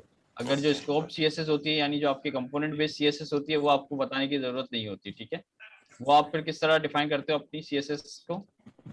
कंपोनेंट में शो करेंगे, कंपोनेंट में या तो कंपोनेंट में शो करते हैं या किसी के अंदर भी शो करते हैं। मैं दिखाता हूँ आपको, रुकिए। डायरेक्ट कंपोनेंट के अंदर भी शो कर सकते हैं, वरना तो आप इस तरीके से मॉड्यूल्स बनाते हैं अपने। सर ग्लोबल CSS तो हम ये कह सकते हैं जैसे हेडर हो गया और ये सारी चीजें रिएक्ट में करते थे। बिल्कुल, ये काम रिएक्ट में होता है और फिर मॉड्यूल में एज अ ऑब्जेक्ट एक्सेसिबल हो जाता है स्टाइल के अंदर माई कंपोनेंट, यानी ये माई कंपोनेंट का मैंने एक वो बनाया हुआ है। सही सही है ना, क्लियर है ना, कोई ऐसी चीज नहीं है जो नहीं है, ये सारे काम हम ऑलरेडी रिएक्ट के अंदर करके आ चुके हैं if I am not wrong. जी तो मेरे ख्याल में और आगे बढ़ूंगा तो थोड़ी सी कंफ्यूजन और क्रिएट होगी, तो मेरे ख्याल में यहाँ तक आज स्टॉप रखते हैं। आप लोग 0 से लेके 6 तक प्रैक्टिस जरूर कर लें अपने पास, ठीक है, और कोशिश कीजिएगा जावास्क्रिप्ट पे करेंगे आप लोग डेफिनेटली। यहाँ से मेरा कोड देख सकते हैं आप। अबाउट के लिए अलग से CSS होगी और इंडेक्स के लिए अलग से पेजेस के हम फोल्डर बना सकते हैं अबाउट के अंदर, उसके अंदर नहीं अगर आपको ऐसा काम करना हो ना तो पेजेस के अंदर तो आपको डायरेक्ट पेजेस ही देने पड़ेंगे। हाँ आप ऐसा कर सकते हैं कि आप अपने फोल्डर जिस तरीके से यहाँ पे स्टाइल्स का फोल्डर बना हुआ है ना, इस स्टाइल्स के फोल्डर के अंदर आप कर सकते हैं। यहाँ पे आप बना लें अबाउट का फोल्डर, यहाँ पे अबाउट की फाइल बना दें मॉड्यूल्स, और इस तरीके से आप कर सकते हैं क्योंकि यहाँ पे फोल्डर नहीं बनाएंगे। अगर आपने यहाँ पे फोल्डर बना दिया तो फिर मसले स्टार्ट हो जाएंगे। और ये चीज हम कंपोनेंट्स में कर सकते हैं। सॉरी क्या कर सकते हैं? फोल्डर कंपोनेंट्स में बना सकते हैं हम, जिस तरह हेडर का अलग से एक फोल्डर बन जाए जिसमें उसकी CSS भी आ जाए और टाइपस्क्रिप्ट भी आ जाए। हाँ ये तो आप किसी में भी कर दें, कंपोनेंट में ये काम कर सकते हैं, ये स्टाइल में कर सकते हैं, इसमें कोई मसला नहीं। यहाँ पे आपको पेजेस के नाम यही चाहिए होंगे यहाँ पे डायरेक्ट, क्योंकि वो देखता है यही है कि यहाँ पे जो फाइल का नाम मिलेगा वो उसका वो होगा, क्या होगा, पाथ होगा, राउट होगा। तो आप यहाँ पे ये काम नहीं कर सकते डेफिनेटली। लेकिन जी सर बुक क्या है सर इसकी? गेट्सबी की स्लाइड्स बनाई होंगी? गेट्सबी की बुक नहीं, हम लोग ये डायरेक्ट इसी से कर रहे हैं, ऑनलाइन ही कर रहे हैं। अभी हम लोग वेबसाइट पे आएंगे क्योंकि हम ये सारा जो हमने काम किया मैं आपको वेबसाइट से दिखाऊंगा कि क्या है, किस तरीके से प्लगइन्स हम यूज करेंगे। तो हम वेबसाइट पे आते हैं सर, पढ़ने कहाँ से? वेबसाइट से गेट्सबी की, और जो इसकी वेबसाइट है वहीं से पढ़ना है आपको। इसकी डॉक्यूमेंटेशन करनी होगी सर? सारी डॉक्यूमेंटेशन गेट्सबी की वेबसाइट पे है ना, मैं आपसे शेयर कर देता हूँ उसकी डॉक्यूमेंटेशन के लिंक्स वगैरह। सर ठीक है, टाइपस्क्रिप्ट का थोड़ा समझा सकते हैं आप? ये टाइपस्क्रिप्ट एक पूरा टॉपिक है, मतलब अभी कैसे समझाऊं मैं आपको। अभी सिर्फ सिंपल से वर्ड में समझ लें कि अभी हम जावास्क्रिप्ट में काम कर रहे होते हैं, तो जावास्क्रिप्ट के अंदर जो वेरिएबल्स होते हैं वो डायनेमिक होते हैं। आप कभी भी उसके अंदर नंबर सेव कर सकते हैं, कभी भी आप उसके अंदर स्ट्रिंग सेव कर सकते हैं, आप कभी भी उसके अंदर ऑब्जेक्ट सेव कर सकते हैं, एरे बना सकते हैं उस वेरिएबल को। लेकिन टाइपस्क्रिप्ट के अंदर टाइप सेफ्टी है, यानी अगर आपने एक दफा एक वेरिएबल स्ट्रिंग बना लिया तो आप उसको एज अ स्ट्रिंग यूज कर सकते हो, एज अ ऑब्जेक्ट और एज अ एरे नहीं यूज कर सकते। ये टाइप सेफ्टी है। इससे फायदा ये होता है कि अगर आपके पास मल्टीपल डेवलपर्स मौजूद हैं, मल्टीपल डेवलपर्स की टीम मौजूद है, अगर अभी जावास्क्रिप्ट में क्या है, अभी आपने ऊपर नंबर दिया नीचे ऑब्जेक्ट दे दिया, पॉसिबल है? वो एरर देगा आपको? जी वो कर देता है, वेरिएबल्स वो कर देगा। लेकिन टाइपस्क्रिप्ट अगर टीम के साथ आप यूज कर रहे हो, अगर ऊपर नंबर दिया हुआ है तो नीचे ऑब्जेक्ट, वो नहीं हो सकता, वो एरर देगा आपको। वो कहेगा कि भाई ये जो आप वेरिएबल यूज कर रहे हो ये नंबर है और आप इसके अंदर ऑब्जेक्ट दे रहे हो, तो ये पॉसिबल नहीं है। ठीक है, तो इस तरीके से टाइप सेफ्टी है उसके अंदर। और फीचर्स हैं दूसरे, ऊप्स का जो कॉन्सेप्ट होता है, हम लोग जो जावास्क्रिप्ट के अंदर ज्यादातर काम कर रहे होते हैं वो फंक्शनल प्रोग्रामिंग कर रहे होते हैं, और जब हम टाइपस्क्रिप्ट के ऊपर आते हैं तो हम थोड़ा सा ऊप्स के कॉन्सेप्ट्स को टच कर रहे होते हैं। तो कुछ चीजें हैं, काफी चीजें हैं। अगर आपको टाइपस्क्रिप्ट पढ़नी है ना तो सर्च दिया कि प्रोफाइल में आप जाइएगा, वहां पे होगा लर्न टाइपस्क्रिप्ट, तो वो आप थोड़ा सा स्टार्ट लें अगर पढ़ने का शौक है तो। अगर फिर प्रॉब्लम आए तो फिर मुझसे डिस्कस कीजिएगा। तो प्रोफाइल पे पता नहीं क्या क्या टेक्नोलॉजी पड़ी हुई है, अगर वही बंदा पढ़ने बैठे तो 4-1 साल तो चाहिए। हाँ, वो तो खत्म हो जाएगा, मतलब सर दिया वाला लेवल तो नहीं हो सकता, लेकिन जो डेफिनेटली आपको जो चीजें चाहिए तो आप उसमें से पिक कर सकते हैं। जैसे आप कह रहे हैं ना टाइपस्क्रिप्ट पढ़नी है, तो आप सर दिया की प्रोफाइल पे जाके लर्न टाइपस्क्रिप्ट पिक करें, सिर्फ लर्न टाइपस्क्रिप्ट के बेबी स्टेप्स देखें आप, बहुत सिंपल से उन्होंने समझाया हुआ है। जिस तरीके से इसके बेबी स्टेप्स बनाए हुए ना गेट्सबी के, वैसे ही उन्होंने टाइपस्क्रिप्ट के बेबी स्टेप्स बनाए हुए हैं कि पहला हेलो वर्ल्ड कर दिया हमने टाइपस्क्रिप्ट के साथ, कैसे होता है फाइल जो हम बनाएंगे वो टीएस के अंदर बनाएंगे, जब हम उसको ट्रांसफाइल करेंगे तो वो किस में कन्वर्ट हो जाएगी, ऑटोमेटिक जावास्क्रिप्ट के अंदर, एंड सो ऑन। वो सारी चीजें उन्होंने बेबी स्टेप्स में दिखाई है। फेसबुक पर जी सर ये रिएक्ट नेटिव में जब हम टचेबल वेबसाइट बनाते हैं उसको डिसेबल, यार रिएक्ट नेटिव वाला मैं अभी इसीलिए जवाब नहीं देना चाह रहा कि ये हमारी क्लास उससे रिलेटेड नहीं है। मैं वही कह रहा हूँ, आप मुझसे पर्सनल में पूछ लीजिएगा तो आपको। सर गेट्सबी की लिंक सेंड करें, आप गूगल पे जाके लिखें गेट्सबी। सर इसका जो बैकएंड लिखना होता है वो हम Node.js में लिखेंगे इसका भी? नहीं, यही तो चीज है, इसमें आपको बैकएंड लिखने की जरूरत नहीं है। कंटेंटफुल से हम यहाँ पे डायरेक्ट हमारा जो बैकएंड है वो कंटेंटफुल है।